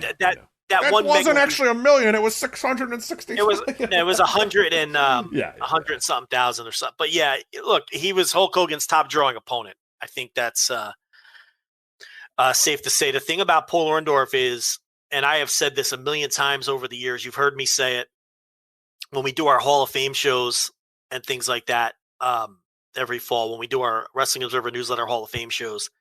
And I get frustrated when people suggest borderline candidates for the Hall of Fame, or we're discussing a candidate that I don't think really has much of a case. My go-to line every time is, if Paul Orndorff isn't in the Hall of Fame, how can Miko Satomura be in the Hall of Fame? Or just pick a name out of, someone who's been on. How can Edge be in the Hall of Fame if Paul Orndorff? He's my line. If you can't convince me that someone had a better career than Paul Orndorff, they're not a Hall of Famer, because he's not in, and I don't think he's ever going to get in. And maybe that needs to be re-examined. And in a year where someone dies is normally when people do that. So maybe people will talk Dave into putting him back on the ballot so people can re-examine his career. He always does. If I remember correctly, he always will put a guy that dies back on the ballot, just at least for that year to test the waters. So it'll be interesting. Because then people study them. Yeah, like we just did. Right, yeah. And you learn more, and then maybe you will change your vote. But to me, he's always been my measuring stick for the Hall of Fame. If your career didn't measure up to Paul Orndorff, you don't belong in a Hall of Fame. Because this guy had an incredible career, and I think the thing about Orndorff when it comes to WWF is I think a lot of people when they think of the Hogan era, which really the national expansion, all of that, they automatically think of Piper as the main antagonist of Hulk Hogan. But Piper didn't draw the money with Hogan that Orndorff did. Orndorff drew more money with Hogan. It was Orndorff on the road every night against Hogan in the sold-out buildings. And it wasn't just that 86 run that people think about, which was the big one. Orndorff feuded with Hogan right out of the gate in 84. Okay? Their first match in Madison Square Garden in 84 drew a reported 26,000 fans. That's not even the run where he turned on Hogan, which was the big money run. He was drawing money with Hogan 2 years before that when he first came into the company in 84. And then of course they paired him up with Piper and all that. But so he was very interesting. Orndorff, he often doesn't get named for whatever reason. They talk about Hulk Hogan, they talk about Piper, Mr. T, Cyndi Lauper, who of course was enormously important during that era. Randy Savage, but it's like Orndorff sometimes gets left out. And that was never right. And it shouldn't be the case. And with the exception, Hogan's in a universe of his own, but who else during that era drew the money that Orndorff did? You want to argue Randy Savage? Who else is there? I mean, again, Piper, you want to throw him in the conversation? Maybe Andre, maybe. But, it was Orndorff on the road every night with Hulk Hogan, popping these big houses and setting all kinds of records. And at the end of the day, he ended up drawing more money with Hulk Hogan than anybody else. So from that standpoint, I don't think he gets enough credit. It really bothers me when I see younger fans of a certain age, or maybe newer fans who don't understand how wrestling worked 30 years ago. I saw a comment that really bothered me on Twitter where somebody was like, well, how come this guy never won any titles? Yeah. And it's like, who fucking cares? I mean, it's a different era. People didn't get turns. It wasn't everyone gets a turn. It wasn't this you deserve it bullshit. It wasn't, it's this guy's turn to hold a title. They put titles on you when you had the ability to draw money. And he didn't need the title to draw money because Hogan was the champion. And he drew all that money with Hogan. He didn't need a belt.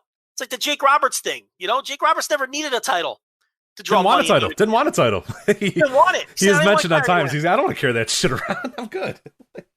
It's like, he never won any titles. Who cares?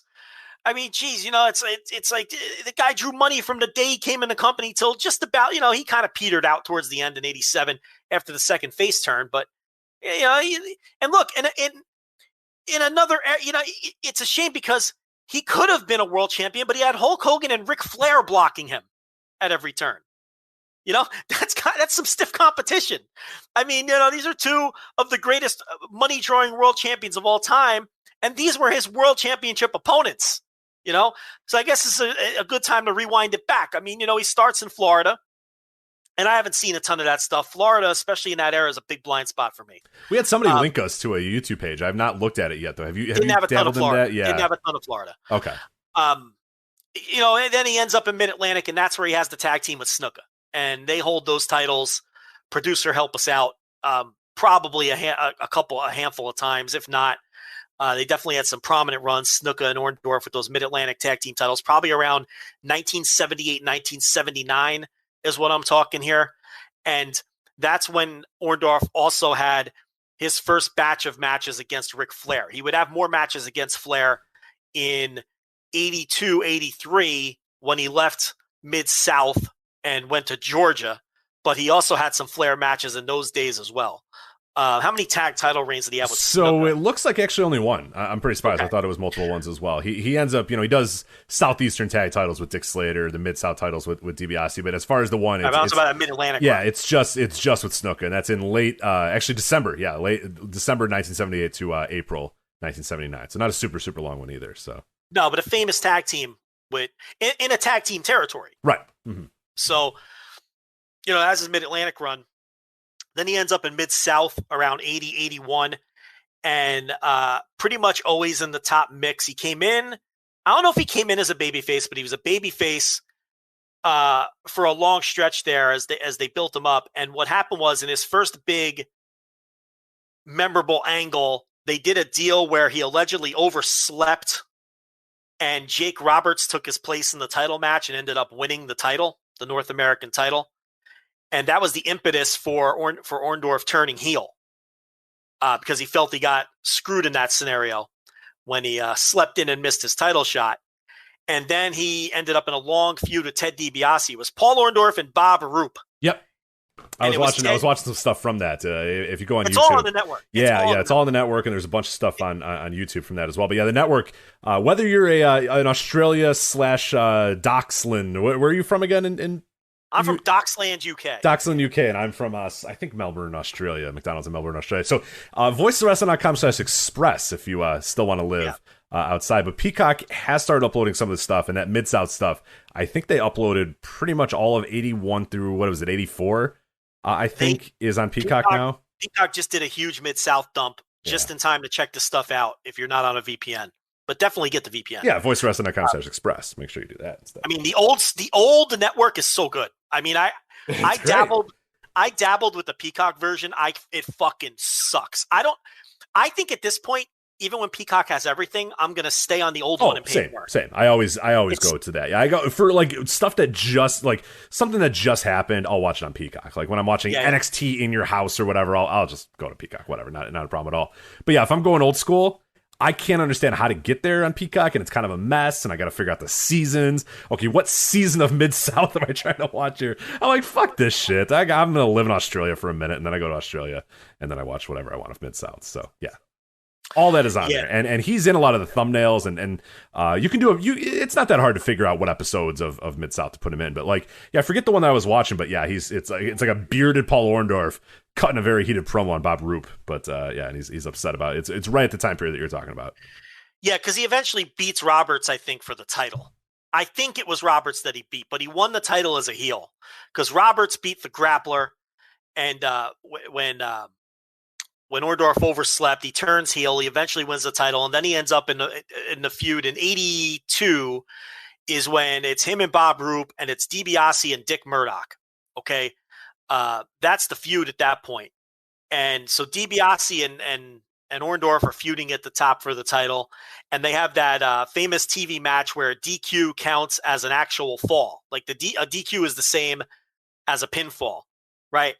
And Orndorff wins the title back with the help of Roop behind the referee's back, right? And he's celebrating, but then he decks DiBiase with the title belt after the match, and then the referee disqualifies him. So he loses and DiBiase gets the title back. So that was another like clever angle that they did on TV. And then DiBiase ends up getting the belt back. And then they kind of did a similar repeat of the Jake Roberts angle where Orndorff, it was either going to be Orndorff or Roop challenging DiBiase for the title a couple weeks later. They hadn't decided yet, right? But then the day of the event, Bob Roop comes out, and ironically, incidentally, this was Jim Ross's first night on commentary in his career. Was this show? So Bob Roop comes out and he says, can't find Orndorff. I think he went crazy. The pressure got to him. Orndorff has left town, so it's going to be me versus Ted DiBiase tonight for the North American title. It's going to be me. It's not going to be Orndorff. He's history. He's gone. About halfway through the show, we see Paul Orndorff during another match, like coming into the arena with a bag over his shoulder, and he's drenched in sweat, right? And by this point in time, Bob Roop had already beaten DiBiase for the title with the help of One Man Gang and Skandor Akbar, right, who they paid off to help. So One Man Gang attacks DiBiase, and then Roop puts him in like a reverse figure four, and DiBiase taps out because One Man Gang had destroyed his leg and all that, right? So Roop's the champ. Orndorff comes. You see Orndorff walking into the arena halfway through the show after this match takes place, right?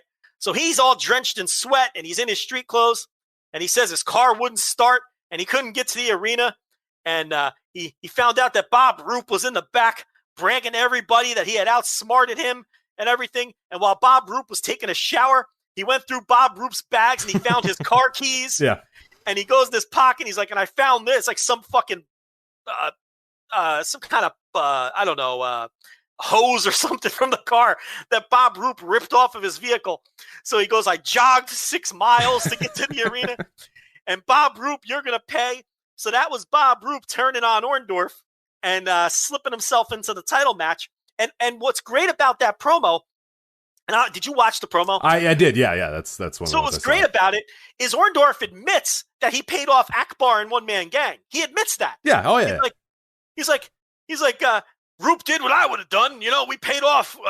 We had a whole plan. We paid off One Man Gang and Akbar, but that was my title match. Like he makes no bones that he was going to do the same nefarious thing that Bob Roop was going to do, but Bob Roop fucked with his car, made sure he couldn't get to the arena, and then he won the title from DiBiase instead of Orndorff. So Orndorff then chases Roop for a while, for a couple months, but ends up never winning the title again and leaving the territory.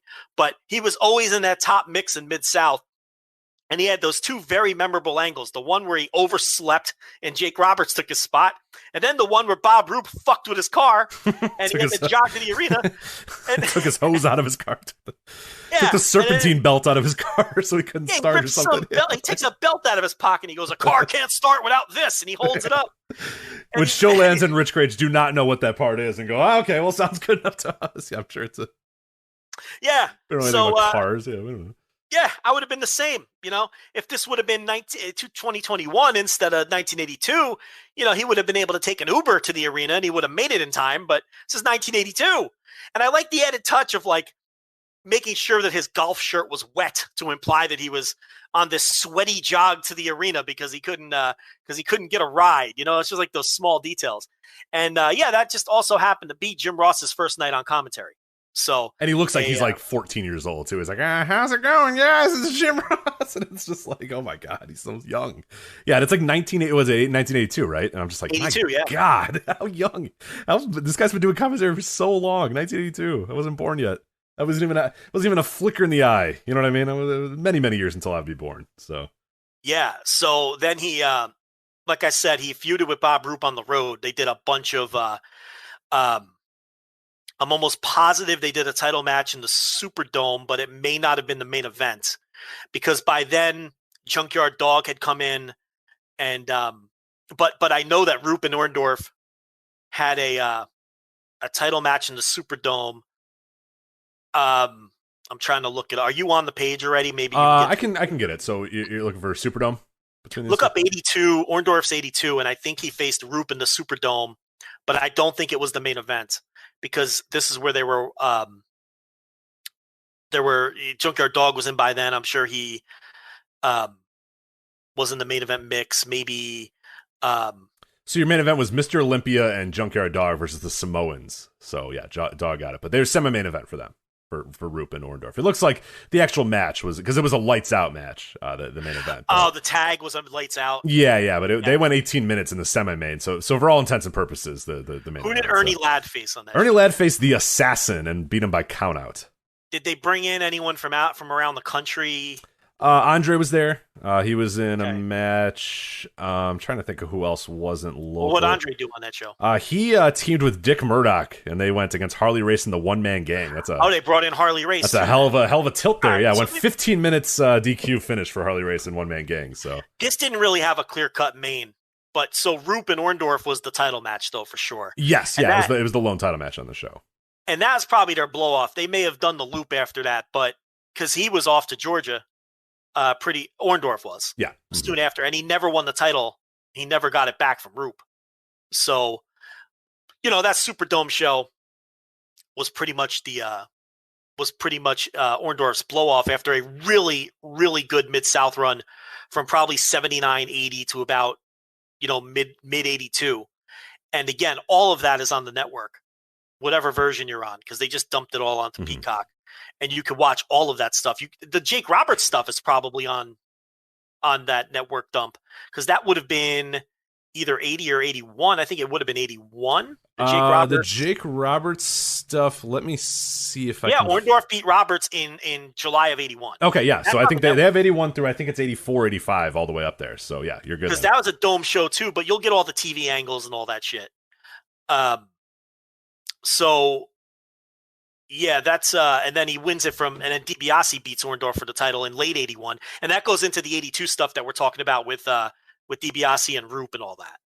And then so that's it for him. He was there for about 3 years, but it was a great run. So as you can see, long before he got to WWF, this guy's a headliner. I mean, he's working important matches in the Superdome for Mid-South, and before that, in Mid-Atlantic, he's. I wonder how many Ric Flair matches he had. In that 79 run in Mid-Atlantic. I mean, I know he had a bunch once he got to Georgia, but I'm sure he wrestled Ric Flair more than a handful of times during that Mid-Atlantic run before he even got to Mid-South.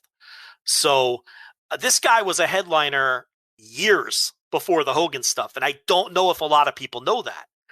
So he leaves Mid-South. He goes to Georgia. He wins the North American title, not the North American title, it's the national title. The national title, at least. I know I'm going to be right this time. All right, let's see. Hold on. So what number you got? Before you blur it out, think about it, and then I'll let you know. Well, I don't know the exact, but at least 3 or 4 times. I mean, he had to have held national title 4 times, 4-time national champion during that run. Until '83. Yeah. I think that's the only time. Well, he may have been in Georgia early in his career too. Yeah. Yeah. There's one, I think. National heavyweight. Yeah, I think you're right.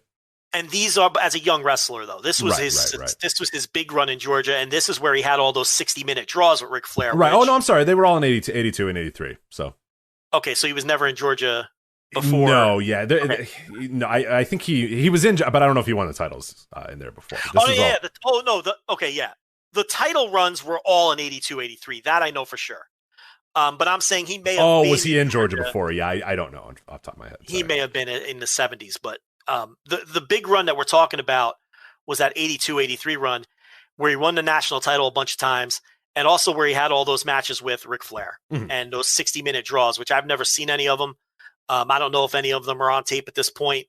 I'd love to check one out. I'm interested in it now, but he wrestled Flair all over the place. And yeah, it just goes to show. I mean, this guy, everywhere he went, and this is why I always talk about it to this day. If you can get over everywhere, you can get over anywhere. You know what I mean? And that really relates to today too, where you see these guys go to Japan or the Indies or wherever, and everywhere they go, they eventually get to the top of the card.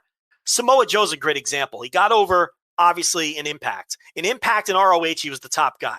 He goes to Noah, and he eventually gets to the top and gets a GHC title match with Misawa. Everywhere Samoa Joe went, he eventually ascended to the main event or became the ace of the company. So it stood to reason that at some point in WWE, he was going to, it's like you always say, the cream's going to rise. And he ended up being a main eventer in WWE and NXT. And then later on having title programs on the main roster. It's the same theory. Paul Orndorff had gotten over everywhere he went in his career long before he got to WWF. So, it's just some guys are just their stars. And this guy was a star everywhere, and he leaves Georgia in late 83. And a lot of people, because it's been marketed and presented that way, the night Hulk Hogan won the world title from the Iron Sheik, Paul Orndorff wrestled Sal Bellomo on that Madison Square Garden show, Salvatore Bellomo. And that, and he's led to the ring by Roddy Piper. And a lot of people think that's his WWF debut, but it's not. He was there in late 1983. They brought him in for either the November or December, or both actually, television tapings. Now, he wasn't paired with Piper. He didn't have a manager at all. He did work heel. The Monsoon Classic page has one of his very first matches against Ken Jugan, the jobber Ken Jugan. And that's on the Monsoon Classic page if you want to check it out. It's like a 3-minute match against Ken Jugan. It was either his first or second match that aired on TV in November or December of 83. And it's so great, Rich, because he beats the jobber. And then Freddie Blassie comes down to ringside, like clapping his hands and pointing like, I want to get my hands on this guy. Like I need to bring this guy into my stable. This guy's money, and Orndorff's like pointing back at him, but it's like they're telling you is he's in demand. This is a new star in town. Right. And all the heel managers, want to get their claws in. Easiest story, and they did it 1,000 times. They're worth every single time. So, yeah, but they really slow played it because I think the idea was We're going to bring this guy in, okay? We're going to ice him a bit. We're not going to push him real hard until we get that title on Hogan. Because like I said, it was either Hogan's first or second MSG main event after he beat the Iron Sheik.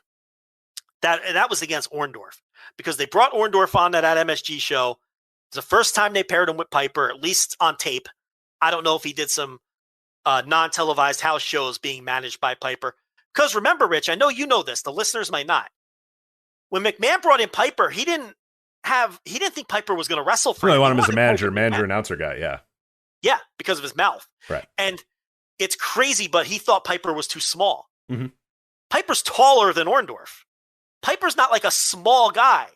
And that just goes to show what McMahon valued in those days. Like, even though Piper was probably 6'1", how tall was Piper? 6'1", 6'2"? He wasn't a short guy. I'd say probably 6'2". I mean, yeah, he certainly wouldn't be out of place. You know, he'd be pretty big in today's wrestling world. I want to say 6'1", 6'2", somewhere in that range. Yeah, Orndorff was like 5'10", 5'11", but Orndorff was built like a brick shit house. Yeah, exactly. I was going to say a fucking monster. So, and Roddy was in shape, but yeah, he was just kind of, you know, just in shape, a normal in shape guy, not really a, you know, monster or anything like that. So. And McMahon saw him as a manager. Yeah.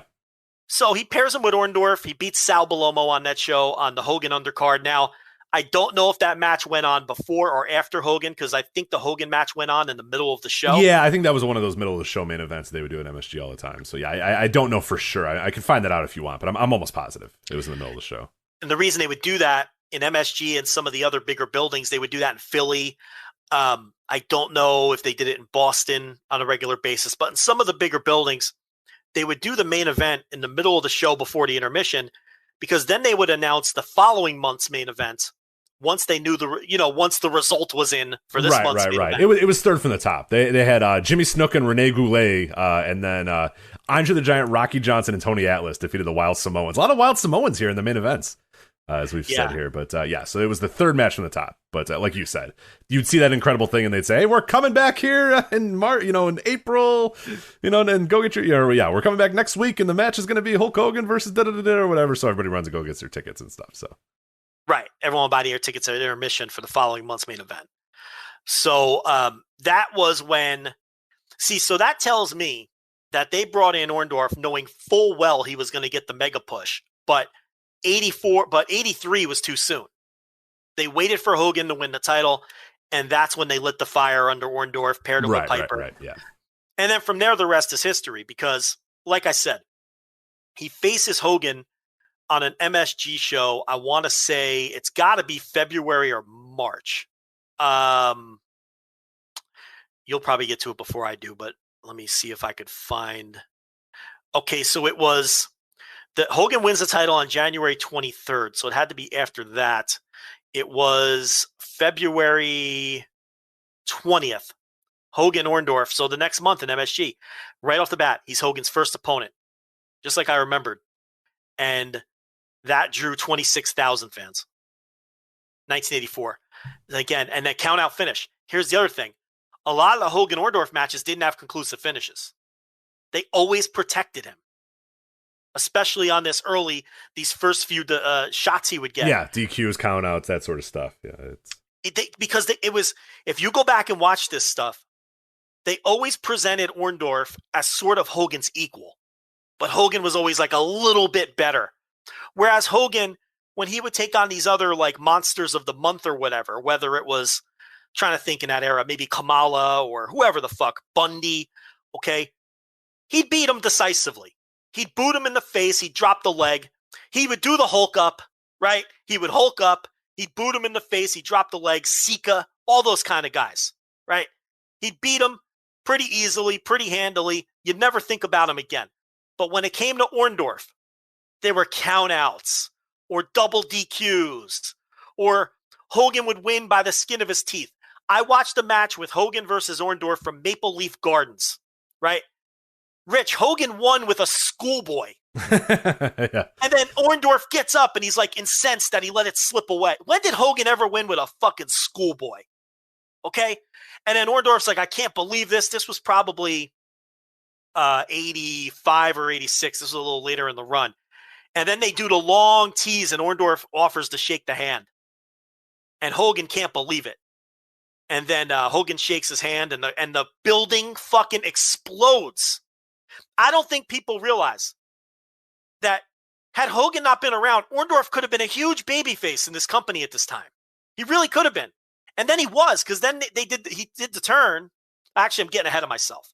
So, so he has those first few matches in 84 with Hogan. They all draw even then, and I don't think there's enough credit. I mean, they wrestled everywhere. I'm looking at it now. The 84, Baltimore, Cap Center, Landover, Maryland. Big buildings. These weren't like the B or C buildings. This was Hogan, and these were the top buildings. And this is 1984. This is before WrestleMania 1. So this all builds through 84. And then, of course, in 85, you have the war to settle the score. Yeah, MTV, Cyndi Lauper, and they build to WrestleMania 1, the tag match, Hogan and Mr. T versus Orndorff and Piper.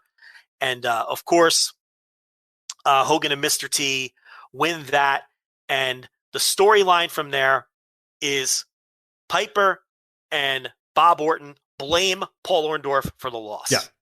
And to be fair, he didn't help. I watched that for the WrestleMania randomizer, and he certainly did not help. Yeah, I think it was more Bob Orton's fault for his misplaced cane or his misplaced cast strike. But Orndorff did not help out as well. It was a total team breakdown. But yeah, so he blames him for the loss. And on the first Saturday night's main event, that's when Piper, he has the in-ring Piper's Pit with Orndorff. And that's when they do the big angle and have Piper and Orndorff split. And then from there, that's in what, 80, maybe May of 85 now where we're at? Right, correct. So I think that's when they aired the first Saturday night's main event. So at this point in 85, Orndorff and Piper are now feuding on the house shows. It's Piper and Orton. He wrestles Orton a lot on the house shows, but he wrestles Piper in the main event a lot on the house shows. So even when Orndorff had turned and Hogan was, and separated from Hogan, Orndorff is still working main events.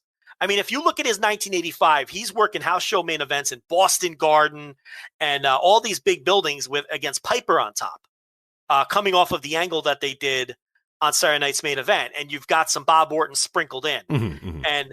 And of course they did in the Northeast, they did the big thing. They did the big angle where Piper got into a feud with San Martino. And then that bled into tag matches where San Martino and Orndorff would face Orton and Piper. So they had a lot of different direct. Now, San Martino wouldn't go like all over the country. He would just wrestle in the Northeast at that point. So in the Northeast, you would get San Martino and Orndorff versus Orton and Piper. And then everywhere else in the country, you would get Orndorff against Piper on maybe not even just the B shows on the B loop, though, because they, like I said, they did the Orton Piper match in places like Boston Garden too, and bigger buildings as well. Yeah, I'm looking at the sports arena. It looks like they had one at the LA Sports Arena and stuff. So yeah, we're not talking a little podunk, like you said on the Thursday tier reviews, not in Sheboygan. Like they were made on shows in big places. Yeah, now the Orton matches may have been in some of the smaller buildings, or they may have been underneath a Hogan title match or something. Yeah, like I'm looking at some of the Rosemont Horizon Chicago ones, and it's Orndorff versus Orton, and then the main event is Hogan versus Adrian Adonis, or Hogan versus Brutus Beefcake, or something like that. So they're still getting Hogan on top, but yeah, they're right there. So the point here is, even after he turned, he was in money programs, with Piper.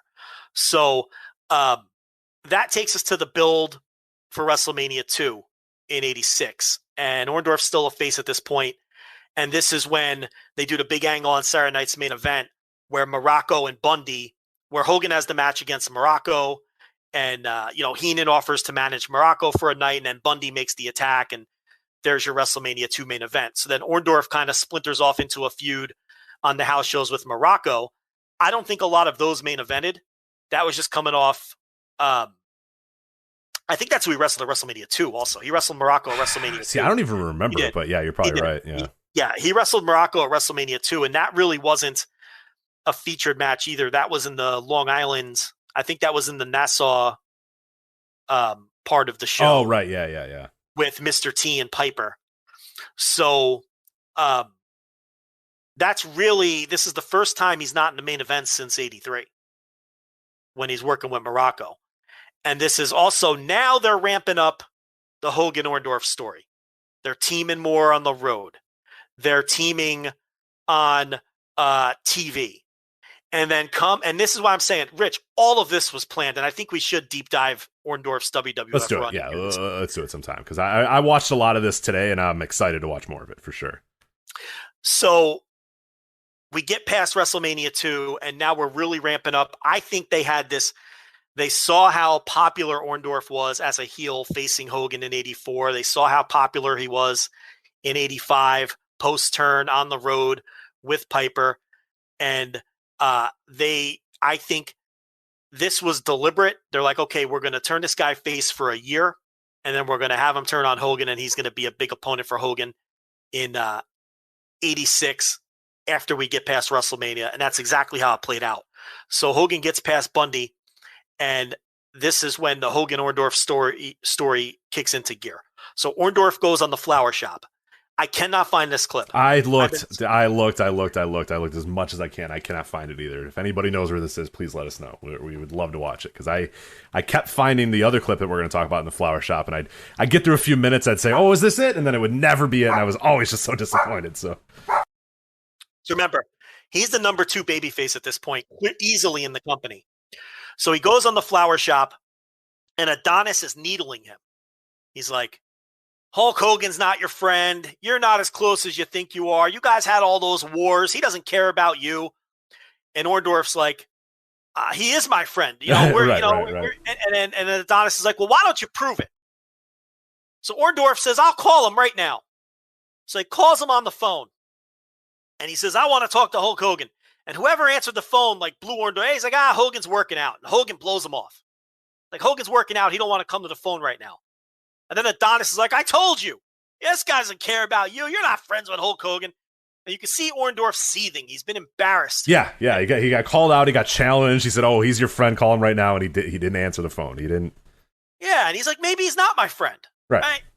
So Hogan and Orndorff have a tag team match against the Moondogs on TV. Right? And Orndorff's begging to tag in, and he takes the tag. And he gets into trouble, but he won't tag out. And eventually he does win the match by himself. But it was very clear he didn't want anything to do. He didn't want any help from Hogan, right? So he wins the match. He gives one of the spotter, whoever the pile driver, wins the match. And him and Hogan are celebrating. And then the next week, they're set to take on Big John Studd and King Kong Bundy. And this is available. You can see this on YouTube. So is the Moondog match. They're both on the network. Oh, they are? I didn't know the Moondog was. Okay, there you go. They're both on the network. So these aren't the Moondogs, okay? The Moondogs are a nice little team, but that's not Studd and Bundy. Yeah, you need to be at your best against Studd and Bundy. And Orndorff keeps going on and on about Hogan blowing him off, and Hogan's like, listen, Paul, listen, brother. The promo before is fantastic. He goes, brother, you know how I work out, brother. You know I'm busy. You know I'm clanging and banging. I don't have time for it. Essentially, you know how intense it is, right? You know how intense my workouts are, brother. And don't worry about the call. And Orndorff goes, I mean, I called you. And he goes, Paul, don't worry about the call. Don't worry about the call. He keeps telling him, hey, don't worry about the call. And Paul's like, I'm worried about the call, man. That's why I'm bringing it up to you right now. So yeah. So they get in there, and this is where they do the turn. Yeah. So Orndorff, he gives Hogan the big lariat, and then he gives him the pile driver. And Heenan, he gets back with Heenan, because remember, he was managed by Heenan the first time around. And after the Piper and Orton attacked Orndorff, he fired Heenan. And Heenan had put out a bounty on Orndorff. We kind of skipped over all that. Like I said, we could do 3 hours on this guy, okay? So now he's back with Heenan. He turns on Hogan. He's back with Heenan. And this is the big run that everybody talks about. This is where Orndorff has come into the ring to Real American, right? To stick to Hogan. Yeah. And he's still getting, in a lot of cities, he was still getting babyface reactions. That's the thing. Like, I don't know if people grasp how big this guy was and how big he could have been if Hulk Hogan wasn't in the way. And I'm not suggesting he should have had the spot instead of Hogan. Hogan was a model. Oh, God, no. Yeah, of course not. But this guy could have been a world champ. Like, this idea, he didn't hold world titles. Who cares? He's right there. He's having 60-minute matches with Flair all over the loop. He's 1B to Hogan's 1A for like the first 2 years that he's with this company. So he's coming down the Real American, and It's great. It's a great troll too, because you'll have like, the guys on commentary. Bobby's managing him, so he's not obviously on commentary. But you have Jesse Ventura being like, "We already heard this song. Why is Hogan coming out to this song?" And Gorilla's like, "That's his song, Jesse. What are you talking about?" He's like, "No, I heard Orndorff come out to this song." It's just just perfect like Jesse Gorilla stuff. And Gorilla's like, "Oh, Jesse, it's Hogan's song, not Orndorff." He's like, and then why did he come out with it? Why is Orndorff having it? It's just like that. Just that little touch is just incredible. It's just so good. You give Ventura an inch, and Ventura will he never stops. He'll take a mile. He's relentless about this music, and Gorilla never has a good rebuttal. Oh, Jesse, come on. What was interesting too is they taped the 2 tag matches against the Moondogs and against Bundy and Stud. They taped those 2 tag matches on the same day, and the Bundy and Stud tag match aired. Let me get that air date for you. It aired on they filmed it on June 24th, and it aired on July 19th. Okay, so almost a month later when it filmed. And if you look at Orndorff's results, he wrestles as a face until fucking July 19th. So he goes on the road after the turn and does all of these matches as a face against Morocco and Bundy and Randy Savage, who's the Intercontinental Champion by then, who, by the way, also would never beat Orndorff. If you look at the results, Hogan and Savage almost never pinned Orndorff. They always protected Orndorff, even against those 2 guys, because they knew Orndorff was money. He wasn't these, jabroni challengers of the month. He wasn't that. He really wasn't. So then when the match airs on TV, he starts working as a heel, both on TV and on the road. And that's when he hits the road and starts facing Hogan on the big run that we were talking about at the top. And again, Rich, I don't know if you're looking at the page. Look at all the finishes. DQ. Yeah. DQ. Mm-hmm. Hogan by DQ. Orndorff by DQ. Hogan by DQ. Even when they finally got to Toronto for the big event, that's the one that drew...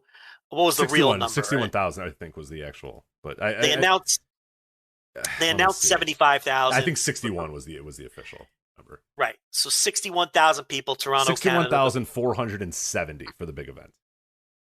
Real number. That's the real number. Right. Yeah. I forget what they say. 74,000 is what they say. 75. Yes. Yeah. No, but I mean, that's fucking insane. And that wasn't even a pay-per-view or anything like that. Now, they did end up marketing that as a VHS. And one that I rented many times. I remember. I know this. I know the cover very well. Mm-hmm. It's and the Hogan show flexing with the sweet. Yeah, it's not a good show at all. It sucks. It's a horrendous show. Billy Jack Hayes and Hercules and fucking.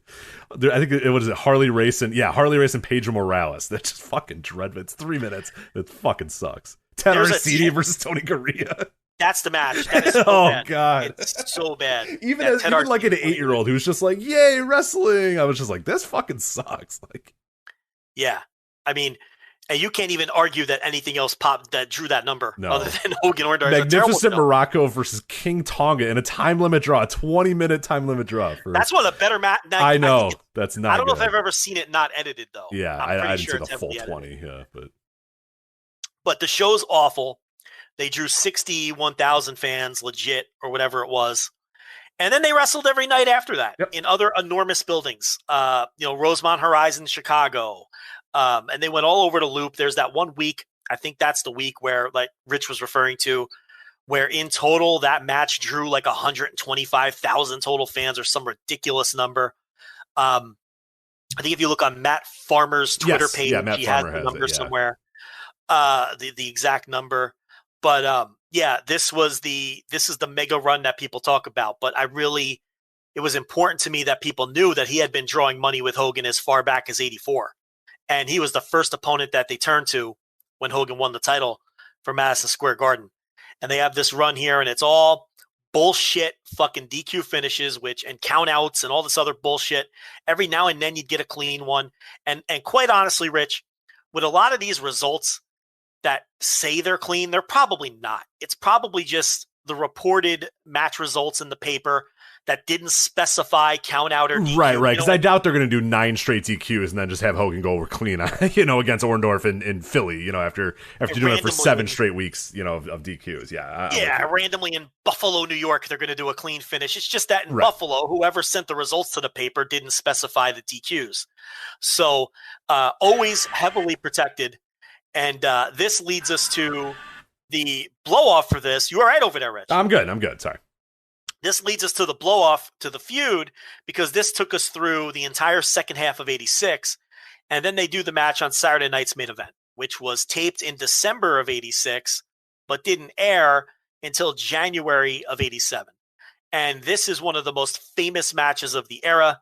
Now, what they would do with Saturday night's main event in those days is Hogan would do a house show feud with somebody. And then when that feud started to run out of gas and stop drawing money, they would do the blow-off match on Saturday night's main event, because the theory was, okay, we made all the money we could off of Hogan versus, I don't know, Terry Funk or Harley Race or whoever he's wrestled over the years on Saturday night's main event. So now we can give away the match on TV, pop a rating with it, and then Hogan moves on to whatever it is he's going to move on to. Right? Yeah, because once you put it on Saturday night's main event, everybody has seen it now. So now when you come back to that town, you can't say, hey, it's Hulk Hogan versus Paul Orndorff in a steel cage match, because it's like, we just saw that on because that's when Saturday night's main event, fucking millions of people were watching that show at the time. So yeah, once that was on Saturday night's main event, there was no need to go back on the road with it because people had already seen it. Yeah. So they do the Saturday night's main event match in December. It doesn't air until January, and this is a famous match. I remember watching this as a kid.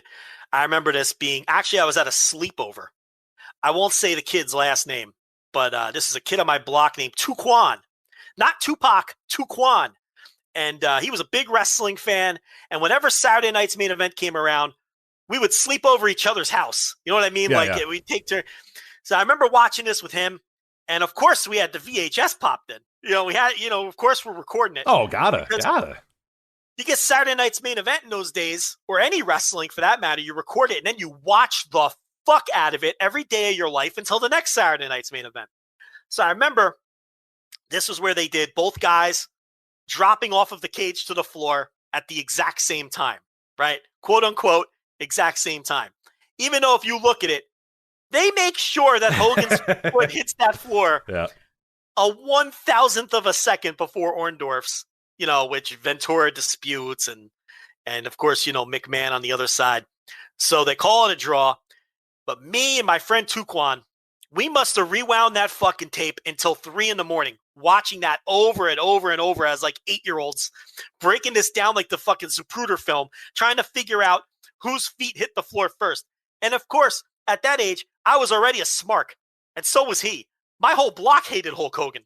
Okay, so we're rooting for Orndorff. We love Orndorff at this time. So, we're trying to make a case that Orndorff's feet hit first and he got screwed because, of course, they restart the match. And then they do, Heenan gets involved, and then they do the whole thing, and then Hogan eventually wins the match. So, but that's a very famous match. That, I would say, is one of the 5 most famous matches of that. Oh, for sure. Yeah, definitely. And one that a lot of people remember. I mean, when we made the tweet and it said that Orndorff, and I think we were one of the first people that were saying it, because I know our mentions just blew up with people. And one of the things we're getting from a lot of people that we don't follow, a lot of blue check marks, people in the sports world, people in that, it was everybody going, I remember the cage match versus Hogan. So that, like, an indelible mark on wrestling fans of a certain era, what was that match. I mean, that one in our quote tweets just constantly got brought up with people saying, oh yeah, I remember a steel cage match with Hogan, that was incredible, like that sort of stuff. Or I'll never forget when he turned on Hogan, they had the cage match. I mean, that is the moment right now. That is the peak of Orndorff, is that turn up to that steel cage match is really it.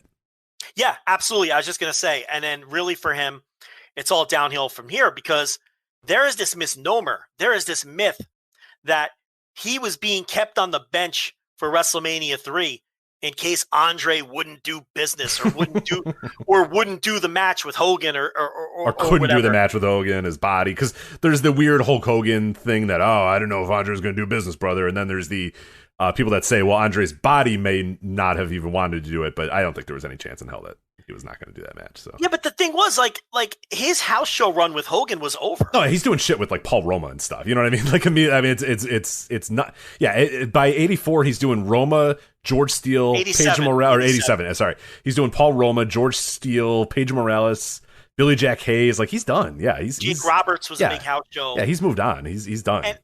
And I'm almost positive that by the time WrestleMania 3 rolls around, he's getting that arm taken care of. He's not even on the WrestleMania 3 show. Right. I think the atrophy is already starting for him. So no, the arm was fucked up during that whole run, and he didn't want to get it fixed because he didn't want to come off the road. Yeah, he's making money, making dough. Yeah. So then that tells you right there that it's a myth that they were keeping him iced for Hogan at 3, because his run with Hogan was over. He finally got the arm taken care of at that point, and he didn't even wrestle for like 3-4 months because he was resting up that arm because he wasn't working on the top of the card anymore. He was having sporadic matches with Hogan here or there, but for the most part, like you were saying, he's working house shows with Jake Roberts. He's working house shows with Coco Beware, and and then he just disappears in spring and doesn't wrestle at all. And that's why he wasn't on the WrestleMania card. He's just resting up that arm. So when they bring him back after he had been gone for several months, that's when they start planting the seeds for the second babyface turn. He returns as a surprise on TV and does an 8-man tag with the Heenan family. Okay. But at this point in time, they're bringing in Rick Rude. Yeah, and that's the gleam in Heenan's eye. The Orndorff, Mr. Wonderful, that's old news. This new guy ravishing Rick Rude. Yeah, I watched a bunch of the stuff with these guys too, and yeah, Heenan just oozing over Rick Rude. This man, this magnificent, he's everything, and yada yada yada. And then you can see Orndorff in the background just being like, oh man, like I'm not his favorite anymore. What the hell? So. And Orndorff's still getting these huge reactions, and this was going. And the story was, okay. We'll do the slow burn turn, and then we'll pit Orndorff against Rude. And that's what they did. Eventually, Orndorff and Heenan split again. Orndorff goes babyface, and he takes on Oliver Humperdinck as his manager. Now, Humperdinck was managing Bam Bam at the time. He's the only babyface manager on the crew. And he goes with Humperdinck, and he was all set to go into this feud against Rick Rude, and they actually did start the feud, but they never blew it off or ended it. But the writing was on the wall.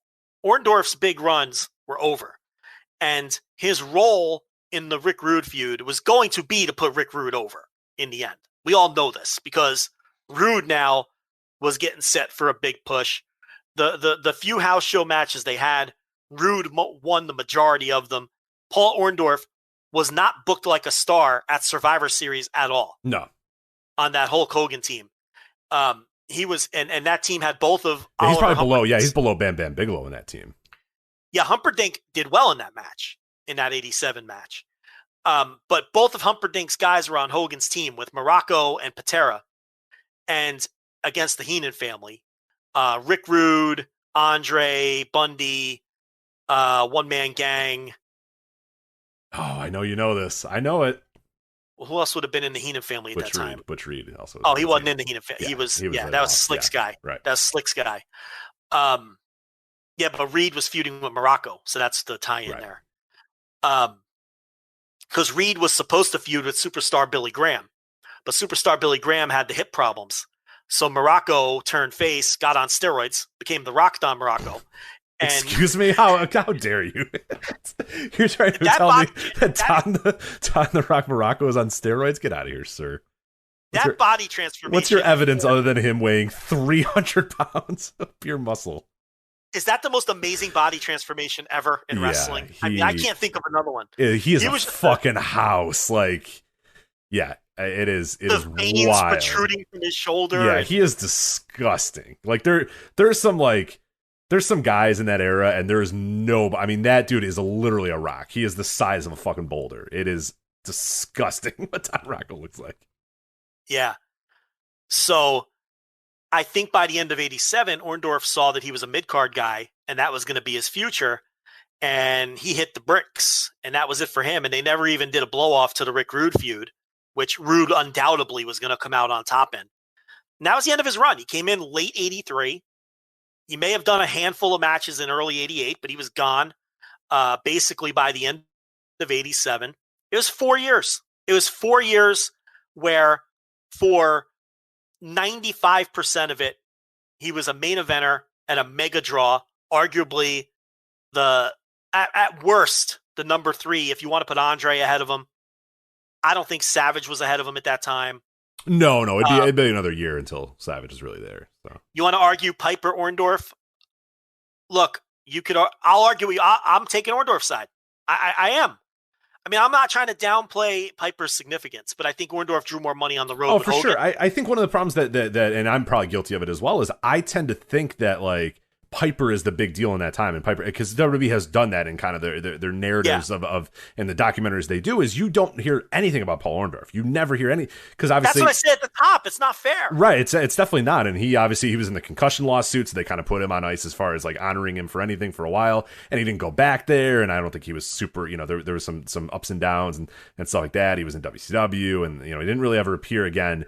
Until many years later in WWF, just in like kind of backstage stuff and things like that. So when you watch documentaries about it, it's all Piper. It's here's the coconut, and then he's main eventing this, and then he's facing Mr. T, and then it's all this Piper stuff. And Orton's a background player in all of it, or Orndorff is a background player in all of it, and it's just not true. I mean, you really look at it like you're doing here and like we're doing here. I mean, yeah, we're trying to do a little bit of myth busting here, but he is. I'm with you. He is a bigger deal than Roddy Piper was at that time. You wouldn't know that by watching WWE documentaries that put Piper on the pedestal. And we're not trying to rag on Piper whatsoever, but yeah, Orndorff is a big deal. Orndorff's on the road every single week and doing these big houses, doing these big things. So no, it's important. He drew all the money. Yeah, right. You go watch these matches. Go listen to the reactions that he's getting, Orndorff, in these matches against Hogan. I mean, even when he's a heel, because there's that period like that Maple Leaf Garden match I'm talking about, which is on the network. And if you go to Remembering Paul Orndorff, it's one of the matches they feature. It's very easy to find. That's kind of when he's a tweener, like when he's about to turn babyface, which is why they do the handshake deal afterwards. Okay? And just listen to the reactions he's getting, and technically he's a heel in that match. They're on par with Hogan. They really are at times. He just does not get the credit he deserves for the level of star he was, even as a heel. And, that's it by 87. He disappears for like 2 years. This is where the urban legend that he was dead had started. Do you remember this, or were you too young? I was too young. Yeah, I wasn't around during this time. The whole thing during this, in any middle school in the country, was Paul Orndorff is dead. Because in wrestling, you didn't disappear. Right, you went somewhere. You went to NWA. Crockett. You worked Crockett. You worked somewhere. Yeah, AWA. He went to work for Vern. Yeah. He was just gone. He was running a bowling alley. I think he was running a bowling alley in Fayetteville. Yeah. He bought some bowling alleys and got out, and then probably was resting up that fucked up arm of his, and he was gone for like over 2 years, 2.5 years. And I remember he popped up in the Aftermags, and there's no evidence of it online that I could find, a promotion called Great Lakes Wrestling. And I remember this because it was a big deal to me and my friends who were reading the Aftermags at the time, because Paul Orndorff wasn't in fact dead. He was wrestling for Great Lakes Wrestling in Michigan. And this is funny because this had to be around 1990. And about 5 or 6 years later, it would be 5 or 6 years, it would be 95 or 96. Okay. I was tape trading with a guy from Ypsilanti, Michigan. Okay.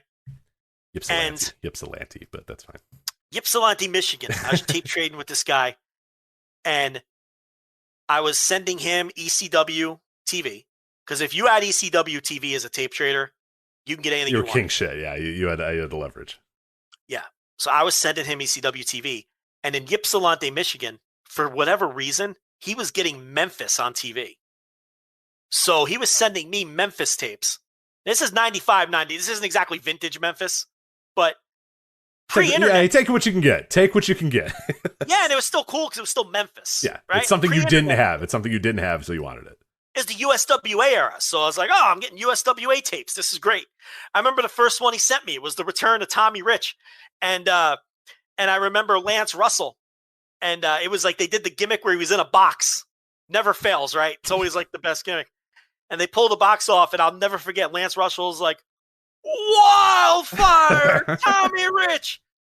And the studio goes bananas, and Tommy Rich comes out like a house of fire, and he's decking everybody. And I'm like, this is the fucking greatest. I'm getting Memphis tapes. Nobody has this shit in my neighborhood, right? With this kid from Ypsilanti, Michigan. But what he was also sending me was his local indie, Great Lakes Wrestling. Hell yeah. There you go. Which was the same place that Paul Orton had popped up back in 1990. So I'm marking out for that. I'm like, this is that place I read about in the Aftermags that I didn't even think was real. Like, now I've got tapes from Great Lakes Wrestling. I should really check those out and see what the hell was on them, because I don't even remember. But so anyway, that's my little Great Lakes Wrestling connection. So Orndorff popped up there, and then it was, then he worked for the second UWF, which was what was that maniac's name? Herb Abrams. Yeah, he worked for the Herb Abrams UWF.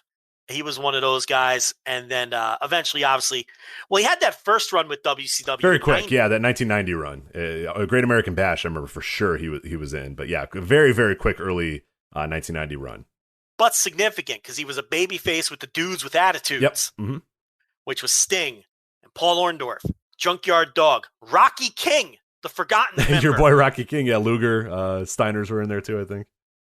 Kinds of guys. Sort of, yeah. Rocky King. Yeah, they were all feuding with, the big babyface stable. El Gigante may have been of course.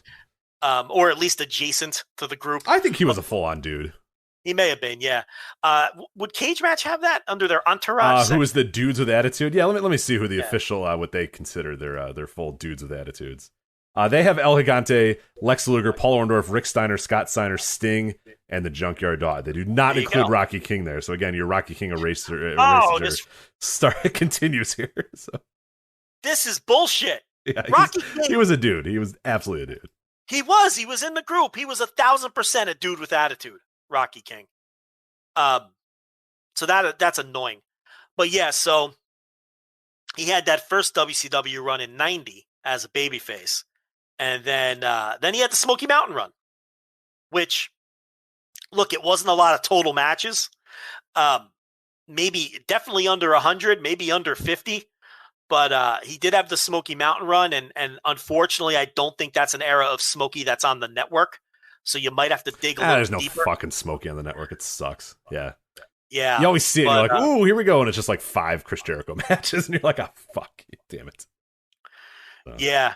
He went to the title tournament final, and he was a pushed guy. A weird guy for Cornette to use. That doesn't... Yeah. Doesn't seem like weird. I mean, it's just bizarre, the Smoky run. But that was early Smoky, like 92. He was there in the early days.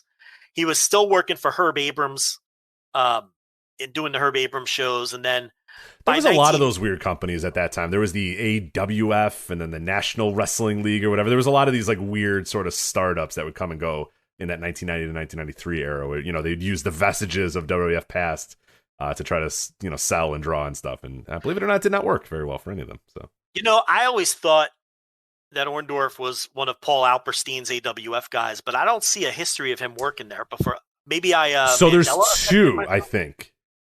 He's not in that one. Yeah, and I thought he was. So he's not in that AWF. He's in the other AWF. There was two. Not confusing at all. So. You know who loves the Paul Alperstein AWF? I wish it was me, because it was in Chicago, right? It was based in Chicago, correct? I think so, yeah. I know Tito Santana liked it, because I think he was the champion for a long time, so... Tito, or forever, I think. Yeah. Bob Orton was there, Tito. Yeah, sure, Tito liked the checks, but... Tony Atlas.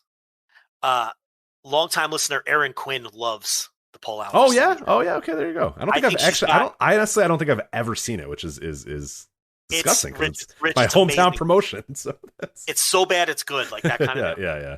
Chris Adams, like the matches were in rounds. It was just a disaster. So I believe Aaron Quinn, she has like the DVD box set. She might be the only person on earth who owns that. Like it may willingly, the only person who willingly owns it. Yeah. So I wish someone. I remember that because she asked me once about Cicero. She was like, "Hey, tell me about Cicero," because they ran in Cicero a lot. So that's why I had to explain that. Yeah, I do remember that now. So now Orndorff seems like he would have been an AWF guy, but apparently he wasn't. Because all those guys like Brian Blair, like they were all there. All his boys, like he broke in with Blair. So then by 93, that's the WCW run that everybody remembers. Yeah. So Pretty Wonderful and the TV title run and the fucking Falls Count Anywhere with Cactus Jack. Yeah, I'm going to say that right now. Watch that match. If you have never seen that match, I mean, it's I saw it a long time ago, and I just rewatched it this week, and that's a match that you think, I've seen all the, every week now I see fucking plunder matches and shit. Okay, fine, I'll watch this. Falls Count Anywhere from 1992, dude. It is so good. It's so brutal. Stuff happens that you've never seen before. It's Paul Orndorff like you've never seen him before, and Cactus Jack is an absolute fucking psychopath in that match with the bumps he takes. It is great. That match is awesome. If you've never seen that, so good. Definitely after this podcast is done, Falls Count Anywhere match, Super Brawl 3. It's on Peacock. It's on the network. If you can find it, Super Brawl 3, Cactus Jack, Paul Orndorff. Watch that match. I haven't seen any of the Flair NWA World Title matches, and I haven't seen some of the Mid-South matches from the Superdome. But with all that said, that might be the best Paul Orndorff. Is that the best Paul Orndorff singles? I watched a lot, and I would have to say that has to be it. I mean, there's more important singles matches that he's been in. There's more prominent singles matches, but as far as bell to bell, I mean, that is a fucking kick-ass match. Like that, I went in thinking, oh man, let me see what they're going to be able to do here, and it's just like a great match. Like in any era, they whoop the fuck out. They just beat the hell out of each other, and it's a really good back and forth. That's the thing. He just beats the shit out of Cactus Jack for like 15 minutes, and then he does the Hogan ear gimmick. And he gets this massive heat from the crowd. He's still milking that shit from like 7 years earlier. And then Cactus just beats him. Like, it's so good. He just beats the living shit. And it's like his style, Orndorff, is just rugged. He's just a rugged ass kicker, and he's believable, right? Like, even the Hogan matches, even Hogan had mentioned, like, earlier this week what it was like. He alluded to working with Orndorff as you just did what Orndorff, you just followed Orndorff's lead and did what Orndorff, like, because Orndorff was also a legit tough guy. Like, he didn't fuck with Paul Orndorff. Yeah, he did like boxing and like early martial arts fights and shit too. He was a real badass. Yeah, and the urban legend that he beat up Vader and all that. So he was like a legitimate tough guy, and he brought that style to the ring. And I was watching this and I'm thinking, in reality, this is perfect for that era of Cactus Jack, because all he did was fucking sell and take big bumps. And he does that one spot where they're brawling up the aisleway, and Orndorff just throws him over like two guardrails. Two guardrails, yeah. He goes over two guardrails, and you hear Tony Schiavone go, "Oh God!" Like, it's Tony. It's like, it's not Tony Schiavone the announcer; it's Tony Schiavone the human being that's just like, Jesus Christ! Like, what are you doing? Yeah, like, don't do that. That match is so fucking good. So good. It's so good. And I really love the Hogan matches too. After going back and watching them, I didn't think they'd be bad. I thought they'd be okay, but they were good. And the heat really helps. I mean, heat just brings everything up, as you know, and it really helps those matches. And Orndorff it's just his style of work. He's rugged. He's no nonsense. That's really what I'm into now as a fan too. Mm-hmm. So going back and watching this stuff is really resonating with me. And I think the Cactus Jack Falls Count Anywhere, or whatever the stipulation was, no DQ, whatever it was that Fall Brawl? Super Brawl 3, which is actually a really good show all around, Super Brawl 3. It is. It's a really good show. 93. I said 92 earlier. It's 1993. Sorry. Yeah, he wasn't there in 92. So, yeah, that's an awesome match. Definitely his best match in WCW. And then, he's there through 95. Yeah, because then he starts. You get like the Pretty Wonderful run, like you mentioned. Then you get this really, really weird run where he's doing stuff with like TV psychic Gary Spivey and stuff, and it's like they've lost control. I mean, I think at this point, like, Orndorff's not good anymore, and he kind of, I think, realizes that a little bit, and they kind of play into it. It's not good. The last run is pretty bad, and then he gets caught up in like the loose cannon Brian Pillman thing as well. I think that's probably the last thing that most people remember Paul Orndorff for is getting power bombed or pile driven, I should say, by the Four Horsemen in the end of 95, and that's kind of it for him. I think he rolls out of the ring, and that's basically done. So, or he gets pile driven on the entranceway, I think it is, by the Fours. But yeah, he was feuding with Brian Pillman during the Brian Pillman loose cannon era and stuff like that. Well, that's how they wrote. Didn't they write him out with that? Yeah, exactly. They wrote him out with that, and then he'd come back a few other times. He came back, I remember, very famously in that 2000 Fall Brawl. It's the Filthy Animals and the Natural Born Thrillers, and I think Orndorff does a pile driver, I want to say. It wasn't done to him. He performs pile driver and gets like a stinger and just lays in the ring, and he can't move his body parts. He can't move anything. They stop the match immediately, and it's just like, it's like a funeral went off there because they're wondering, oh, fuck, what just happened to this guy? What did we just do to this guy? And after that, it was like, okay, I think we're done here. And I don't think he didn't officially wrestle in any of the big company after that at all. So No. Yeah, basically his career was over in 95, at the end of 95, for all intent and purpose. Yeah. 93, he could still, he was still obviously a very capable wrestler, and that's when he did a lot of, it seemed like he worked on TV every week. Oh, he was constantly, in that era. TV title matches, US title matches, and he was a real workhorse in 93. And then 94, was that the start of that was Pretty Wonderful in 94. That was pretty much a Pretty Wonderful run. So he had a couple tag team title runs, and then 95 was really the last full year that he had both WCW and in the business. And remember he had the Renegade feud? They put him with the Renegade. Do. Yeah, I think they faced at Bash at the Beach, I want to say, the one at Huntington Beach or whatever. Yeah, not good. And he lost a lot to that when you're starting to lose the Renegade, that you're pretty much done at that point. So definitely a down card guy at that point, after Pretty Wonderful had wrapped up. But all in all, that was a pretty good late career run, those 3 years in WCW. And he's another one of these guys that never really overstayed his welcome. Like, even that WWF run was really from the only, it was 4 full years. It was 84 to 87. Mojo Rawley was with WWF for 9 years. Right. I mean, I just saw a tweet that said Naomi has been with WWE 12, for right? 12 years. Yeah, 12. 12 fucking years and has done nothing. I mean, these people stay with the company for, forget the Miz's and the Dolph Zigglers, even like these prelim nobodies. They just don't cut anyone. These people just stick around this company for a decade. Yeah, Aaliyah's been training for 8 years, by the way, in the PC. So yeah, and they accomplish nothing. They make no mark. And it's like, I'm not necessarily knocking the people, but it's like, there's nowhere to go. Like, these guys had places to go. So Orndorff is moving down the card in 87. He's like, I'm out of here. I got a bad arm. I'm accustomed to making 5 figures a week with Hulk Hogan. I'm not wrestling Rick Rude fourth from the top at a 75% pay cut. He goes to Smoky Mountain. He goes, well, WCW is going to pay me more. I'm out of here. It's like these guys had legendary runs, and then you look and it's like 3 years. Right. Yeah. Because then they moved down the card, or there was somewhere else to go.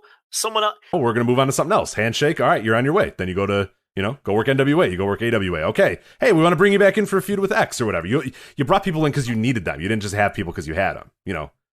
They were on your roster because you had an idea for them, or you had a character for them, or you had something for them.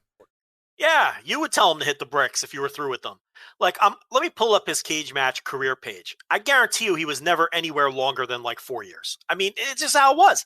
Okay, so he breaks in Florida. He spends about 2 years in Mid-Atlantic after he leaves Florida. Then he spends about 2.5 years with Watts. Then he goes to Georgia for what amounts to basically a full year, right? Part of 82 and part of 83. Then he's in WWF by the end of 83. I think they signed him halfway through 83, but just had him iced, right? So then he starts full in 84. His last full year is 87, so that's only 4 years. Then he disappears for 2 years. He does the Herb Abrams thing for a year and a half. He does a couple months in WCW. He does a year or so in Smoky Mountain. And then he does 3 years in WCW. Yeah, that's it. You don't stay somewhere for 8, 9, 10 years and just become another fucking guy. And this isn't unique to him. You look at any of these guys, and that's how it was. King Kong Bundy or Kamala. I mean, that guy didn't stay anywhere longer than 9, 10 months, and it was off to the next place. No. Now, that was the nature of his gimmick. I mean, you'd get one good – we talked about that. You get one really good run out of him, and then – Oh, he was smart. He knew. Yeah, he knew. Hey, I'm not going to stick around much longer here because, I'll just bounce between. Yeah. Then I'll go main event somewhere else. Right, exactly. Then when you're ready for me again and everyone's forgotten about me, I'll come back, and then I'll do another run of main events, and then I'll go away, and then I'll come back. Yeah, he did that for about 8 years and made a lot of money doing it. So you look at Orndorff, main eventer from basically the late 70s until 1987. Again, I don't know much about the Florida run. I don't think he was a main eventer there. I think he was just a young wrestler breaking in. But by the time he got to Mid-Atlantic, he was a main eventer from basically 1978 to 1987. And I'm not talking about main eventing mid-sized territories. This guy was main eventing against Ric Flair and Hulk Hogan and main eventing the Superdome from 1978 to 1987. The biggest places possible against the biggest opponents possible for a solid decade everywhere he went. And I honestly don't think he gets his due. Yeah, I think this man might be on the Wrestling Observer Hall of Fame this year. We'll see. And again, he's my line. Yeah, we'll see. You want to come at me with these fringy Hall of Famers, you got to convince me they had a better career than that and drew more money than that and were an excellent, rugged, realistic worker for the time period like he was. You know, it's like a guy like that can't get in and can't even stay on the ballot. All right, then you can get lost with Trish Stratus on the ballot. I mean, what are we doing? Right, yeah, do you see why I get so agitated? Oh, I do. Yeah. It's like, you know. This is why I get out. I pull my hair out. 61,000 people at the fucking, you know, Maple Leaf Gardens or whatever the hell, or whatever the arena was. Yeah, you want me to talk about Trish Stratus? right. She influenced indie heart. She influenced wrestlers. Okay. What else do you got for me? Well, that's it. You know what I mean? Like I can't take candidates like that seriously. Yeah. A few wrestlers said that Trish was their inspiration. Okay, cool. Yeah, I mean, come on. It means nothing. Right. You know? This guy's, main eventing 2 shows on NBC on Saturday Night's Main Event or whatever. The guy drew more money in one night than a lot of these people. Right. Yeah. I'm not trying to come off like old guy. It used to be better, but you know, this is why he's my line. You know, he basically got disregarded. His highest vote total was probably not even close to getting in, and I understand it. But maybe his career does deserve a re-examination. Maybe it does. You know, maybe not enough is known about all those Ric Flair main events. Maybe not enough is known about, you know, the Mid-South run. And, you know, maybe he wasn't the clear-cut main event on a lot of those Superdome shows. But, you know, maybe more needs to be done to research this stuff. I think he's someone who, and honestly, I honestly think he doesn't get enough credit for even the WWF run for the reasons that we talked about. I think it was a bigger deal than he's given credit for. And for whatever reason, maybe the reasons you stated where he had some heat with the company later in his life and they don't want to emphasize him, but the tape don't lie. Yeah, for whatever reason, they just never really, they never really emphasize him. He's not a big part in the narrative. It's a lot of Piper as the main heel, the main antagonist to Hogan, and then it pretty much jumps to Andre, then jumps to Savage, and then you're done with no real mention of Orndorff in between all that. So, you know what else hurts him? He didn't work a pay-per-view program with Hogan. Yeah, right. He doesn't have that WrestleMania main event against Hogan. You know, many people just based on that alone would say that Bundy was a bigger deal when he clearly was not. Yeah. The Bundy thing was like a 2-month story, basically. You know what I mean? It was in and out. So Bundy was the monster of the month. I mean, they did the angle at Saturday Night's Main Event. They did the match. Hogan beat him decisively. He was done. Yeah, he was done. It was over. I mean, he'd have, you know, and I'm not trying to disparage Bundy. No, not at all. But yeah, it does not at the longevity whatsoever of the Orndorff Hogan feud. No, a color for character, an important part of that whole era, all of that. Had random matches with Hogan afterwards and whatnot, but he was gone by 1987 too. You know, 1987, 1988, and firmly a mid-carder. By WrestleMania 3, Bundy's doing the match with the midgets. He's not a big deal by WrestleMania 3. And he's another guy who saw the writing on the wall and got the hell out of there. You know, so it's like, you know, and again, Piper was too. Piper never got pinned by Hogan either. But other than Piper, who else was protected against Hogan to the extent Orndorff was? Yeah, very few. Look at all those non-finishes and roll-ups and everything else, because I really think from the minute they brought him in 83, they saw dollar signs with him and they didn't want to beat him. They didn't want to beat the guy. And I think his long-term story was planned out from the jump. Everything they did with him was well thought out. All of his turns made sense.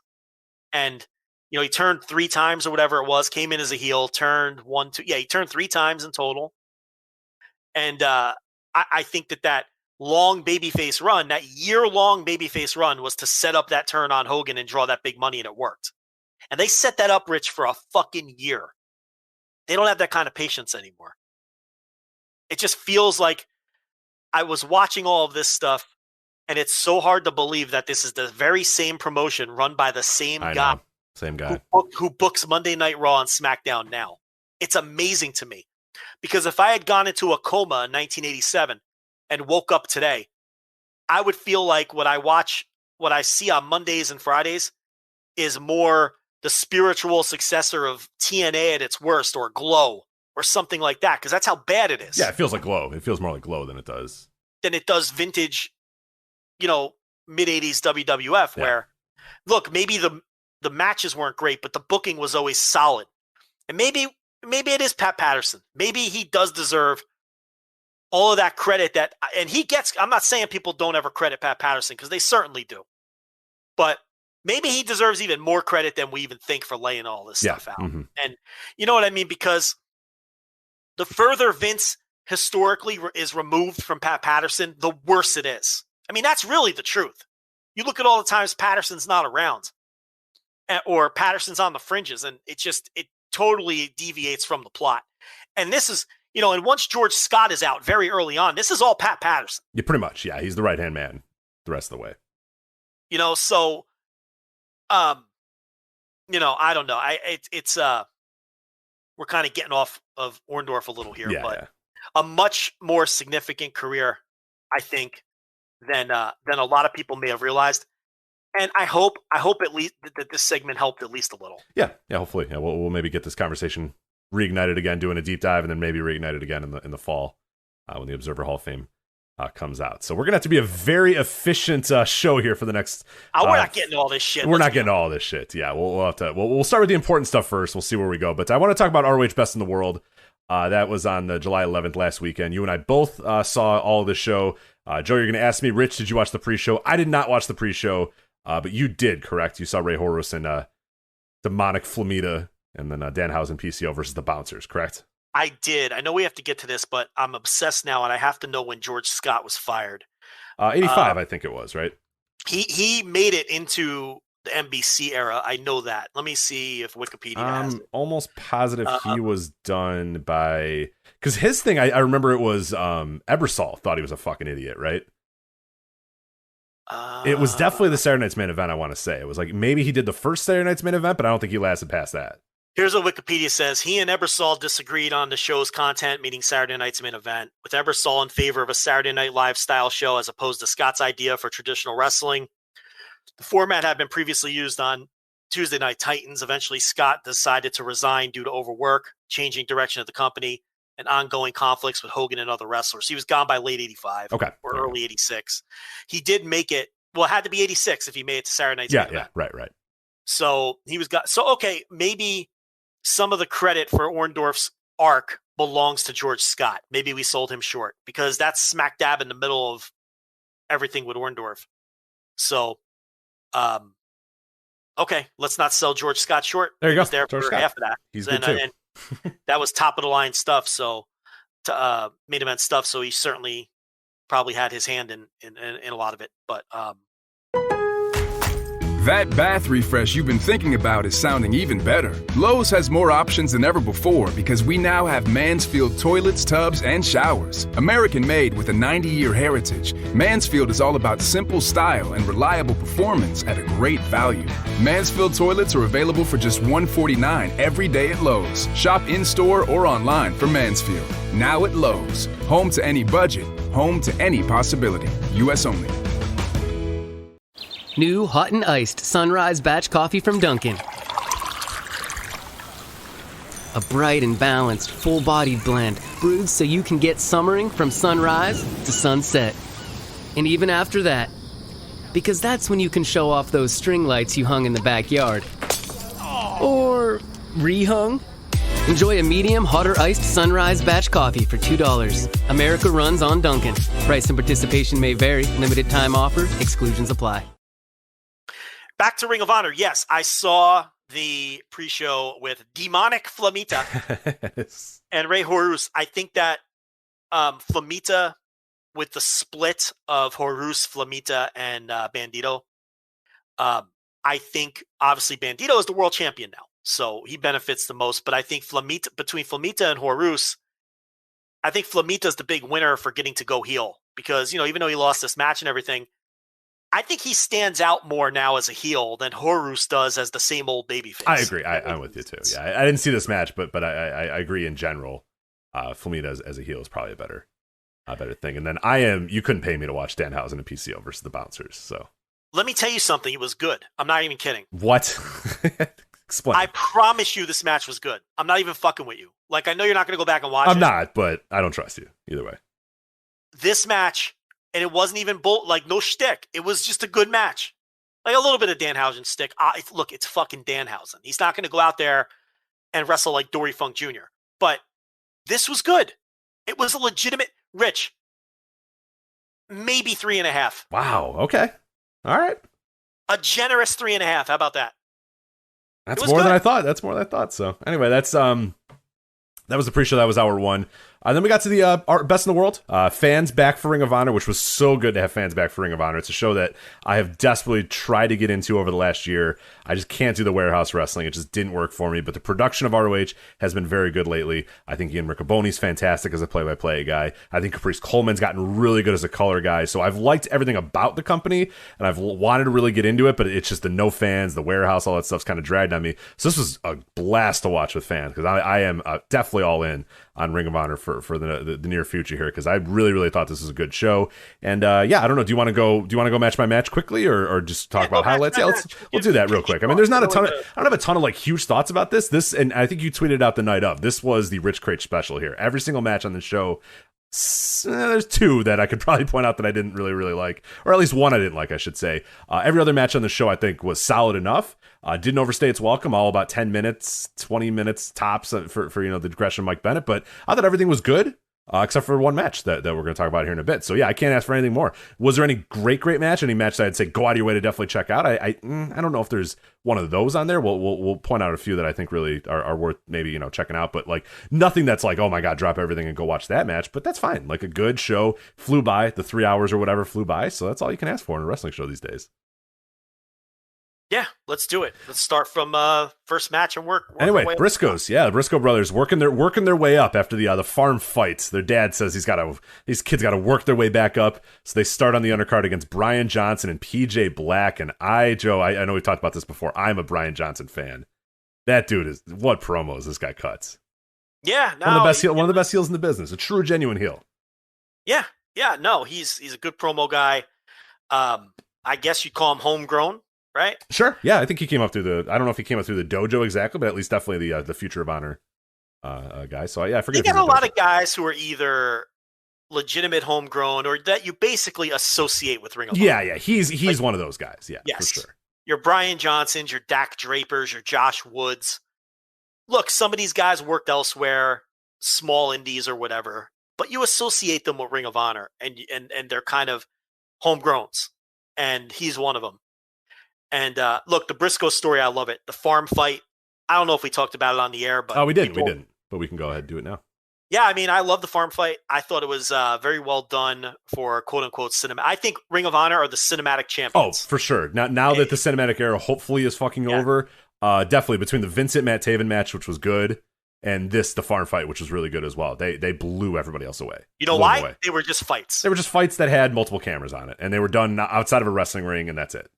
There were matches outside of a ring. Yeah. That's all. There was spooky music. Nobody died and came back to life. Nobody got lit on fire or eaten by an alligator. Like no attempts at awful comedy. No, just fights that happened outside of the ring. Just, the Briscoes starting off in their rickety ring inside their barn and then just fighting all over the chicken farm. Yep. And Jay Briscoe, ta-ta-ta-ta. Yeah, it's totally realistic too, and like completely realistic that these guys would do this on any given day. That these dudes would do this exact fight that they had seems like completely realistic to what these dudes would do in just a normal day. So loved it. How good is Jay Briscoe? Oh, he's the best. Yeah, he's great. You don't watch him for a while, and then you watch him, and you're just like, you can watch this guy wrestle he's got all the credibility, like the promos, like you believe that man would fucking maim you. Oh if yeah, you got on the for wrong sure. side They scare the fuck out of me. Dude, those guys, and it if you've ever been to a lot, especially back in the peak days of the Briscoes, I would say, like the 06, 07, 08, that era right there, they were legitimately scared when they came out. You always talk about that sort of, Sabu had that or whatever. You had that with the Briscoes because like those, I mean, look at those guys, those boys. I don't know what's behind the ear. I don't know what's behind those eyes, but I don't want to be a part of it. And they would come out and they'd brawl in the crowd and they'd tell you, get the fuck out of the way. And you're like, okay, all right. Like, cause it's like, look at those dudes. Like, of course they'd kill you. Who knows? No problem, like, sir. Yeah, exactly. Let me move this chair out of the way for you. Oh, you want the chair? It's yours. Use it to smash Rhett Titus on top of the head. I don't care. Yeah, like, just a different breed of alpha male. Yeah, just he's just so. It's just and the farm fight just came across that way too. And I know that Mark Briscoe does more of a. He leans a little more towards the comedy at times, but he's excellent too. But Jay should have been an all-timer. Yeah. I mean, he's just so good. And, they're slowing down a little. There's no question. They don't fly as much, a lot of the high impact stuff, but the credibility is still there. And I love this story. They beat each other up on the farm. Papa Briscoe said, that's enough. Now you guys, you got out of your system. Let's get back in there and get back to those world tag team titles. And like you said, they're starting at the bottom. Yeah, it's awesome. And here we go. So this was good. This was it started us off pretty well. Things went in a slightly different direction here with EC3 and Flip Gordon. Joe, what'd you think of EC3 and Flip Gordon? Because I thought this was pretty bad. So. You and everybody else, yeah. I didn't think it was as bad as people think. I think it was just an average match. The thing about it is, EC3, people have to realize this is what he is. Yep. His body is shot. He looks great. He definitely has abs. Yeah, he looks like he works out. The gimmick, I don't know.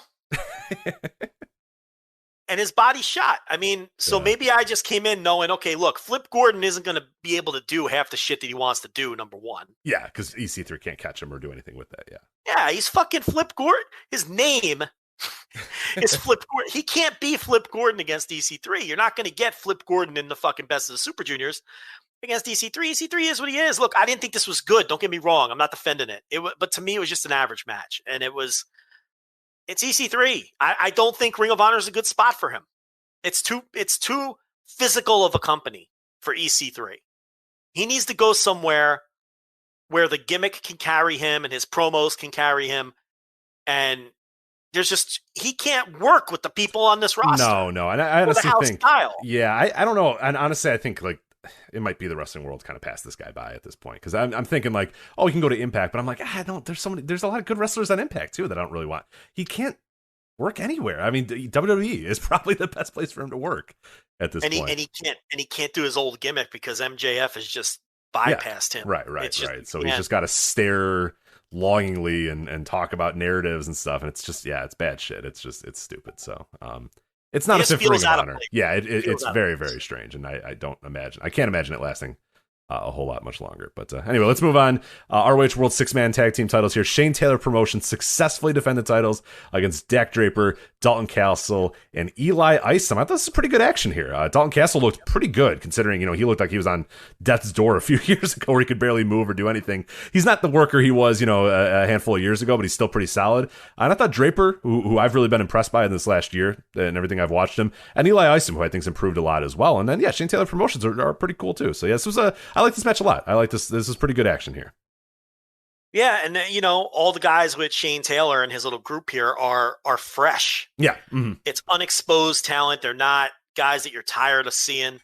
So, and they're getting a legitimate push and all that. So there's something to look forward to with the STP guys. Last man standing here was Josh Woods and Silas Young here, and this is a big win for Josh Woods because it was just pointed out by Sean Cedar, who did our preview over at voicesofwrestling.com, and it makes sense. Silas Young, undefeated in last man standing matches before. He's the last real man on earth. Of course he's going to win a last man standing match. But here, he does the JOB to Josh Woods, who puts him through a table. I feel like this feud has been going on pre-pandemic. I think it has. Yeah, hopefully this is the end of it. So I might be wrong about, but I really no, liked I'm pretty this. sure this has been going on since 2018. So yeah, I think you're right. I liked it. I thought it had a great finish too. Yeah. Mm-hmm. Big table spot at the end. I thought this was a really good match. I thought everything from here on out was all really good. And as they kept running out of satellite time, it got better. And everyone, yeah, because I felt like the energy of the show was so frenetic. And everybody had to just waste no time and just get it, especially after Gresham and Bennett. And it's just, everyone just had to work like these sprints and it fucking ruled. Like, I really loved, I saw a lot of people complaining, but I loved the pacing of the show. More matches need to be 11 minutes. More matches need to be 11 minutes. Less matches need to be 25 minutes. Yes. Yeah, for sure. More matches need to be both guys, people getting into the ring and trying to win a match. You know, that more of that. Dragon Lee and Tony Deppen did not need to be 19 minutes. It was perfect at 10 minutes. Bandito and Roosh, 16 minutes, perfect. It did not need to go 25. You know, the fight without honor, we'll talk about it. 11 minutes, and that's fine. You tell the exact same story. You condense some stuff. You leave some stuff out. You get the best stuff, and you do it in 10 minutes. It's fine. You know, the AEW pay-per-views, I really wish they had a hard 3 hours and had to stick to it. Yeah, mm-hmm. I really do. But anyway. Then we have Brody King and Jay Lethal, and I don't want to call this like a squash. It wasn't a squash, but this was the we're featuring Brody King and look how awesome he is match. You know, it went 10 minutes, but largely you're left thinking, man, Brody King's a fucking killer, and this guy's ready to go whenever they need him. Well, with the exception of the Briscoe story they're telling, look at some of the winners: STP, Josh Woods, Brody King, Bandito. Okay, there's a clear theme here. So. They come out of the gate with a pay-per-view. They got fans back for the first time. They know there's a lot of new eyes, and I think that affected a lot of their decision-making in terms of the booking. You had ROH Pure title here, Jonathan Gresham versus Mike Bennett, and I was a little worried about this. Hey, how's Bennett going to do in this spot? I thought this was tremendous. I thought Mike Bennett was really good in this match. Let me tell you something. Mike Bennett is very underrated. He absolutely is. Yeah, absolutely is. This guy was, you know, he talked the talk and he walked the walk. He said in his last WWE run, he just wanted to wrestle. He said, just let me wrestle. All I want to do is wrestle. And, you know, largely, you know, I think you and I were both like, all right, I mean, I guess, yeah, I mean, I don't think you and I are the biggest Mike Bennett fans in the world or whatever. We weren't quite sure what it was, but, you know, he was just pleading, just let me wrestle. I just want to wrestle. And you see matches like this and it's like, fuck, yeah, what has this guy been doing for 4 years? Nothing. You know, what a missed opportunity this guy's been. You know, and he was great in this match with this specific style. And if you remember, he had that great plunder match with Spud on 205 Live. I don't know if you watched that. No, I did. On your recommendation, I definitely did. Yeah, and which shows that he's kind of got versatility going for him now too. I think he's very underrated. I mean, I also questioned whether he can go in a match like this, and you know, this was a very good finish with Gresham, the crafty veteran of the Pure matches, undefeated in the Pure style. Do you notice Ring of Honor is really incorporating stats and win-loss records like that? I do. And it's very refreshing to see another promotion, and it really fits Ring of Honor too, even more than AEW, to have to kind of work that stuff in. So Gresham's undefeated in these matches, and he's got that rope break in his back pocket, and he gets the foot under the ropes on the pinfall attempt because he had that rope break saved. And Bennett's were all gone, and he got him in that submission. And Bennett could not, you know, the rope break was futile. There was no point even going for the ropes because he used them all up, and he had to tap out. And it's just another added layer of storytelling that you can work in to these matches. And Gresham not only is a great wrestler and a great grappler, but he's portrayed as just the expert in the style. Yeah, you know, and that stuff is so smart and so different. And I really liked the match, and Bennett over-delivered for sure on my expectations. And again, as I say, I think he's very underrated. I think that the Mike Bennett that people might remember, who was just the jaggiest jag possible, I don't think that's the case. I think this guy, you really get the sense he loves wrestling, and he's gotten better. And this was a very impressive match for him. Yeah, and the bill was kind of cool too, because it's Jonathan Gresham being like, you know, what we're saying, or like, who the hell are you, man? You can't wrestle. And he's like, I can wrestle. Like, I promise I can wrestle. And it's like, all right, we'll see, man. And he proved himself here. He definitely did. So yeah, we're going to talk about it in a bit, because I want to get to RevPro after this as well. I do want to talk about RevPro, because this is a banner week for matches and stipulations and rules being really, really cool when you utilize them in a very, very fun, interesting way. So we'll get to that in a little bit, a little teaser there. But then you had ROH World Television title match, Dragon Lee versus Tony Deppen. I don't know if this was always planned to go 10 minutes, probably not, but it made the match so much more frenetic. I mean, the bell rang and these assholes just went at each other and just did shit for 10 minutes, and it fucking rocked. This was so great. You got fucking Dragon Lee doing a over the top rope Canadian destroyer thing. You got Tony Deppen just working his ass off. I mean, this rocked. This was so good. I love this match. Deppen did that. Deppen did. Oh, that's right. Deppen did that. Fuck yeah, you're right. I forget. I think Dragon Lee's the dumb idiot that would do that. You're right. Deppen did it. Sorry. Yeah, and Deppen held his own here with Dragon Absolutely. Lee. He was right there with Tony with Dragon Lee the entire time, and that's one of the best high flyers in the business. That's right. And they went out there and worked a 10-minute go sprint in Dragon Lee style, and Deppen was right there with him. Mm-hmm. So this was impressive out of Deppen. And I think this and the next match were the two matches to me that absolutely were helped by being shorter on time than they probably would have been. I mean, I enjoyed the hell out of both of them. And then we have Violence Unlimited, Chris Dickinson and Homicide versus the Foundation, Jonathan Gresham and Rhett Titus. Obviously, this Jonathan Gresham moves on here, does double duty on this night, and I thought he was really good in this. But I think to me, the stars of this match, Violence Unlimited, they're a great team. I fucking love this team. Dickinson and ROH rules. Homicide is kind of he's touch and go. Like sometimes I really, really like Homicide, and sometimes I'm just kind of like bored of the whole shtick. I'm into him right now. I think this Violence Unlimited thing is pretty solid with him. I thought Rhett Titus worked his ass off in here too. This is absolutely, like you said, this match was so much better that it wasn't 18 minutes, that it was only 11 minutes, because it was worked at a different pace, and it was just like the bell rang and everybody here wanted to win this match and win the tag team titles as quickly as possible, which is good. Like you want that, and what you got is brand new champions in Dickinson and Homicide. So yeah, can't ask for anything better than that. Well, Rich, if you enjoy Homicide, can I interest you in a subscription to NWA Power? No, you cannot. So look, I'm guessing we don't get the same Homicide in NWA Power. Is that true? He's only had one match so far, so who knows? But a lot of possibilities with plenty of possibilities for Homicide in the National Wrestling Alliance. And then we have our main event here. Sorry, go ahead. On the tag, they had Tracy Williams couldn't. Yeah, I got hit by a fucking car, so that's like legit wasn't allowed to work by the ridiculous Maryland State Athletic Commission. So they were gift wrapped a story for this match and took advantage of it. Gresham, clearly worn out by a tough match against Mike Bennett earlier in the night, just can't last against these two violent maniacs in this tag match. I love shit like that. Yeah, it's not his style either. He's thrown into a fight without honor, and he just got done working a pure rules, and I know how to, maneuver your body around the ring, and I know how to use the rules and stuff. And now he's in here getting his ass whooped by Homicide, and he's like, fuck, I'm not good at this. And it made sense. Here's a champion that's so good in this one style that is taken out of his element, having to, on short notice, put in this match that he doesn't want to be in. And he gets his ass kicked. And that's cool. That's good. And it doesn't make Gresham look any worse. You know what I mean? It makes sense. It makes logical sense. Makes sense. Doesn't make him look any worse. He should take the fall. It would make Titus look like a geek if he's the one who lost. Yeah. Gresham should lose. He's tired. This is Ring of Honor.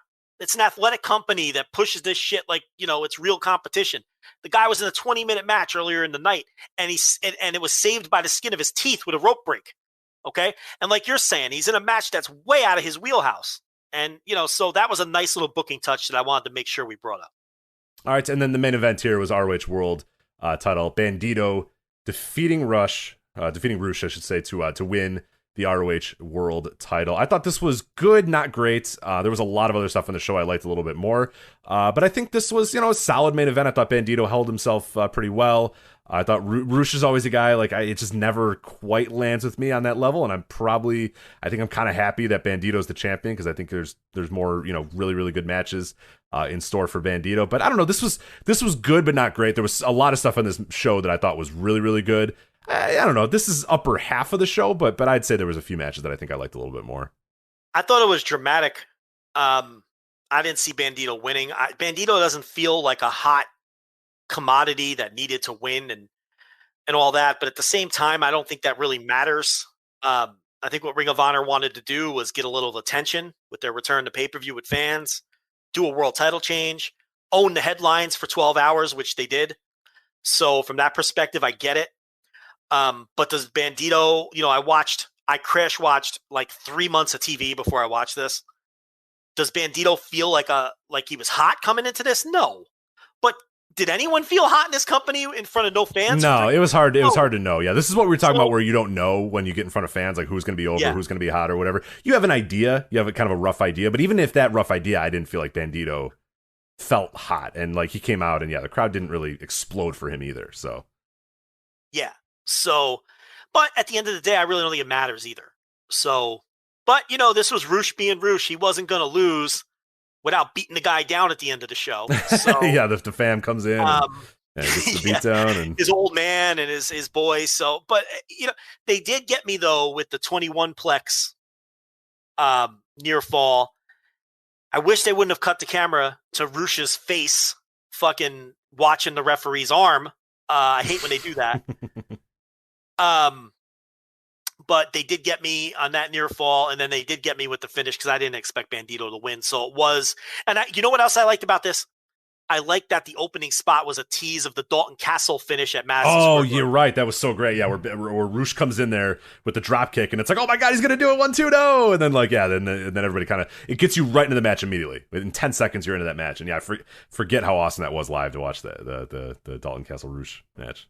Yeah. So, it's cool. I mean, Bandito's the world champ. Okay, let's go with that. And it looks like his feud with Roosh will continue. I wouldn't be shocked at all if Roosh wins it right back. But it felt good to watch a bunch of ROH. I'm not going to lie. The empty arena ROH is not easy to watch. What I had to do was turn the sound down and listen to podcasts while I watched it. Yeah, that's fair. To get through it. Because, especially with AEW's crowds now and stuff, it's so hard to watch this stuff with no fans. Right, that's what I have with New Japan right now. I just can't. I'm gonna do that. I'll do the Wrestle Grand Slam, obviously, but yeah, I can't. I tried, and I'm just like, no, I can't. I gotta. What's AEW calling the show at Arthur Ashe? Are they calling that Grand Slam too? Yes, I want to say they are. I think they're just calling it Grand Slam. Yeah, I think they're just calling it Grand Slam. Okay, because I called it Grand Slam about 19 times. Yeah. There's Wrestle Grand Slam, which is the Tokyo Dome one, and then that is AEW Grand Slam. So you're fine. Okay, someone would have got on me already because you know how people are. Oh yes, yeah. In 4 minutes, we'd have 10 messages from people still. When I'm not sure though, I usually say something like I'll usually say something like Grand Slam or whatever the gimmick is called. That's my cover. Because if I say whatever the gimmick is called, right, it's the cover, yeah. Right. Well, I'm doing that in a Slammiversary series. I'm doing at patreon.com/Voices of Wrestling. I keep calling the King of the Mountain match the King of the Road match, which I don't know why that match left an indelible mark on my brain. I think that left an indelible mark on everyone's brain. Yeah, Barry Darso and Dustin Rhodes, in the flatbed truck. Yeah, but I always, for whatever reason, like 2 times a show, I say the King of the Road match instead of King of the Mountain. And to the point now where I've just said, I'm gonna say King of the Road. You know what I mean? I mean King of the Mountain. You got it. So, because I just can't help myself. So there you go. So I said I wanted to get to this RevPro thing, Joe. I do want to make a little bit of a, I don't know, on-air adjustment here. I'm down for an overrun if you're down for an overrun. What do you say? I think without question, there's going to be overrun content this week. I think we could sort that out. Or do you want to just go live? We can just keep it going. It's up to you. Where are you at? Where are you at in your life? We've got how much time do we have? We have about 20 minutes left. We could do RevPro for the show proper, and then wrap it up for the free feed. And then do some overrun content for the $10 live listeners, which will also be available on the $5 feed later. Yeah, let's do it. Okay, so if you are we'll remind you again, but if you are listening live, we are going to end the show and give the closing greeting after the RevPro segment, but don't leave the feed. You're going to get more show. You are going to get an overrun live as well, if you'd like, or you can leave the show, and the overrun will be available on the $5 tier, which would include everybody listening live later on. So let's do RevPro. Let's do it. All right. So I watched this show. I was live at the Cockpit 51. I know you've seen this one as well. I want to talk Red about the main event. Can we start with the main event? Yeah, okay. Yeah. I talked about, I teased a little bit there with the ROH Pure thing where rules and enforcing rules and adhering to rules and doing stuff like that can make a match so much better. and just make things just work so well. And I have no idea what you thought of this match whatsoever, but I absolutely loved the Southside Heavyweight Title Tournament Iron Fist match. We joked about it where we didn't know what the Iron Fist match was. What we're told is this is an Iron Man match, 30-minute Iron Man match, but the match can end at any time via knockout. So what they do here, and it's fucking, this is just great stuff. RevPro just rules the booking. So you have Ricky Knight Jr., who in this tournament lost, but then joined the losers bracket, and then won out through the losers bracket, which that shit, it's real, like, annoyingly nerdy stuff, but I fucking love it. It's great. Yeah. Where Dan Maloney, he just cruised through the tournament, won it outright. So what he does, because he came through the A block of the Southside tournament, he starts this Iron Man match up 1-0 because he should be rewarded. No, hold on. Ricky Knight Jr. came from the losers bracket. Yep. Dan Maloney hasn't lost a match, no. Yep. We're not even. I've won everything. You've come from the losers bracket. So Maloney starts 1-0. I loved that, Joe.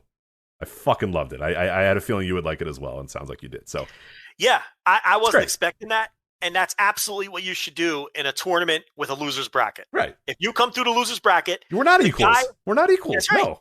Guy's undefeated. He should have some edge, and the edge that they gave him was you're up 1-0 in this Iron Man match. Yeah, and it made it for so now the match starts, and Ricky Knight Jr., he's obviously down 1-0. So he starts out, he's kind of working Maloney over a little bit, working him over, and it's not really going anywhere. Maloney's not really going down. He's trying for some pinfalls. Maloney keeps getting out. He tries him in some submissions. It's not really working. Then what happens, Maloney catches him, and he gets the 1-2-3, and then Ricky Knight Jr. is down 2-0. With about, I don't know, it's like 11 minutes left or whatever. Yeah. So Ricky Knight Jr. starts, I got to get going here a little bit. So he starts going a little bit. Well, Dan Maloney's not going down again. Then Dan Maloney hits him with a spear and almost gets a 3 count. Ricky Knight kicks out, and then Ricky Knight, something snaps him, and he realizes, okay, I have 10 minutes left or 15 minutes left or whatever. This dude's got me on the ropes. He just hit me with a spear. I'm not going to pin this guy 3 times. And the announcers made sure to address that too. They said, well, Ricky Knight Jr., he really, he can get 2 pinfalls to tie it, but he needs 3 to win this, and he's only got 15 minutes. So Ricky Knight Jr. gets up after selling and realizes, I'm going to win this thing via knockout. And then just proceeds to target Dan Maloney. He just fucking kicks him in the arm, kicks him in the head, kicks him in the face. He's just going all at it. He's just a nutcase. He's not trying any moves. He's not trying any holds. He's just kicking and punching this guy because he realizes, I'm not going to be able to pin this guy. There's no way. I have to win via knockout. So what he does then eventually is he makes a little wink, wink, nudge, nudge to the camera, then does an Os cutter, points to the camera, again to say, Will Ospreay, hello, then hits the hidden blade, and Dan Maloney is KO'd, and he wins the title, realizing he cannot win via pinfall. He has to win via KO. Yep. I fucking love it. And he uses Will Ospreay's move to do it. The guy who beat him already. Yep. And now that he won this title, that's his opponent in the unification match. What else does this tell us? Will Ospreay's coming back very soon. I would say by Ricky Knight Jr. said, hey, you got some asshole that goes to Japan and doesn't defend the title. And then he goes, I'm going to defend the title every time. And the crowd goes, yay. And then, at the end of the match, obviously, Shota Umino returns to RevPro and just goes, Will Ospreay. So it's like, I think he's coming back, Joe. Everybody on the roster calling him out, I would say he's probably coming back. So they set up about 19 matches with this match. I know, it's great.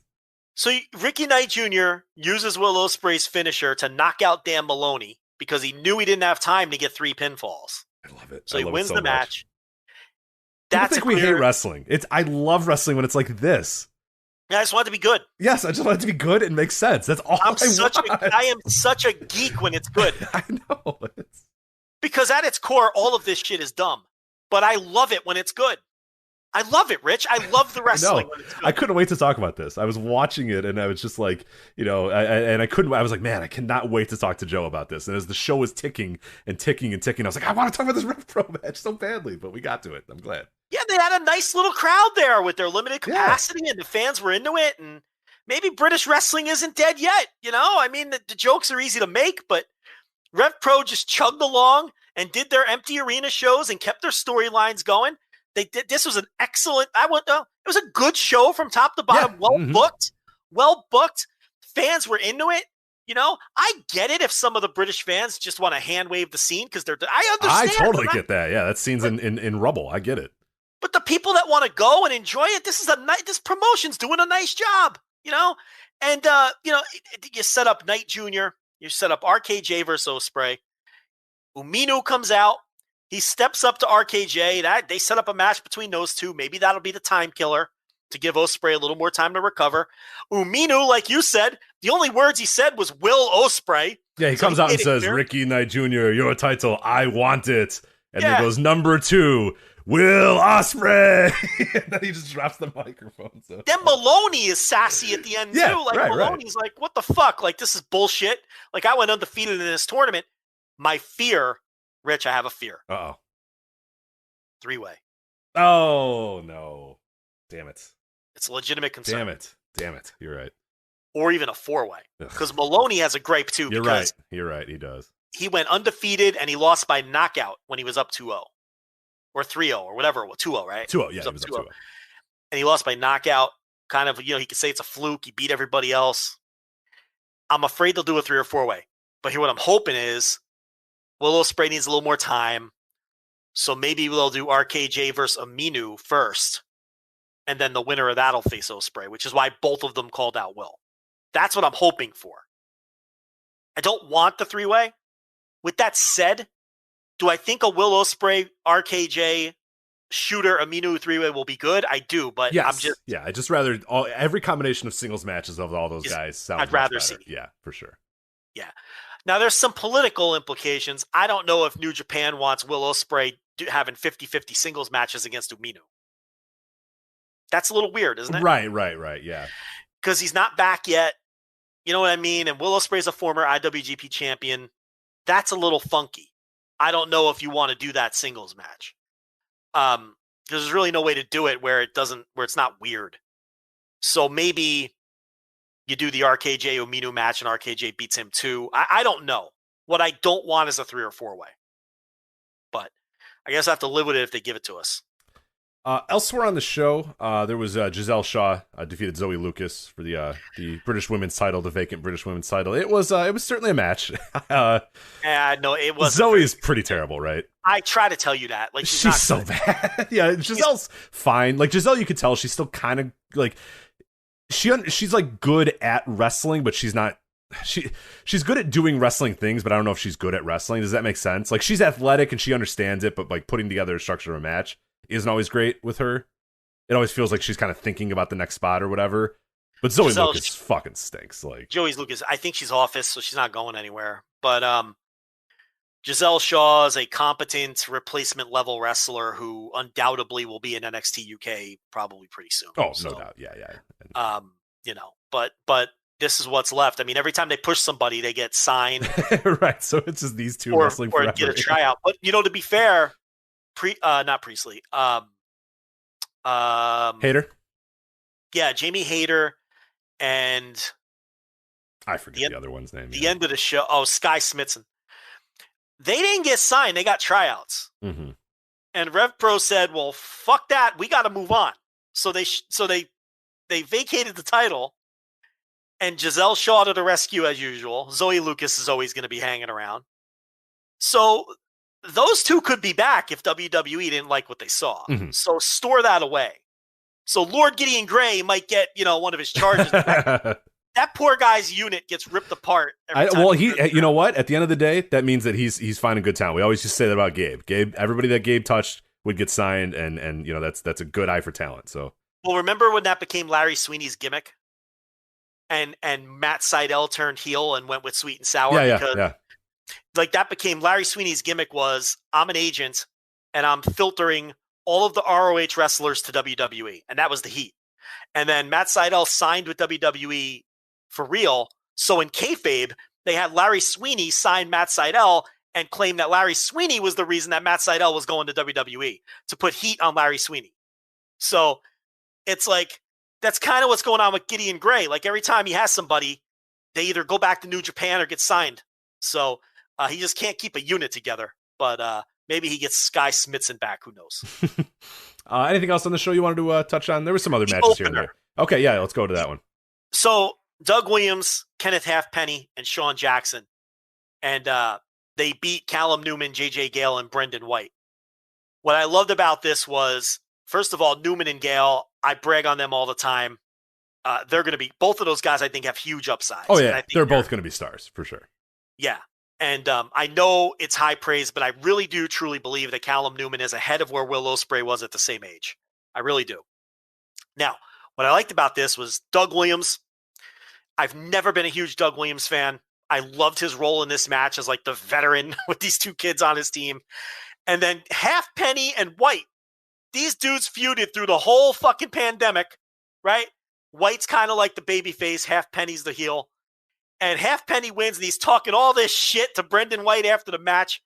And Doug Williams snatches the mic from him, and he's like, pipe down, kid.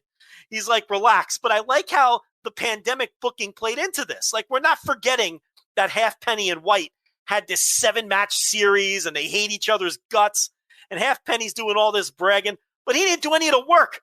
You know, it was Doug Williams who did all the work. So there was a lot going on in this match. And RevPro is just such a well-booked promotion because there's hardly anything on their shows that's just throwaway. You know what I mean? Like everything either matters moving forward. Yeah, no matter what you watch, there's a good chance it's relevant. It's got a meaning, and they've known about it, and they're thinking about it, and they know who's going to win, they know who's going to lose, and there's a reason that person's going to win, there's a reason that person's going to lose or whatever, which is cool. Yeah.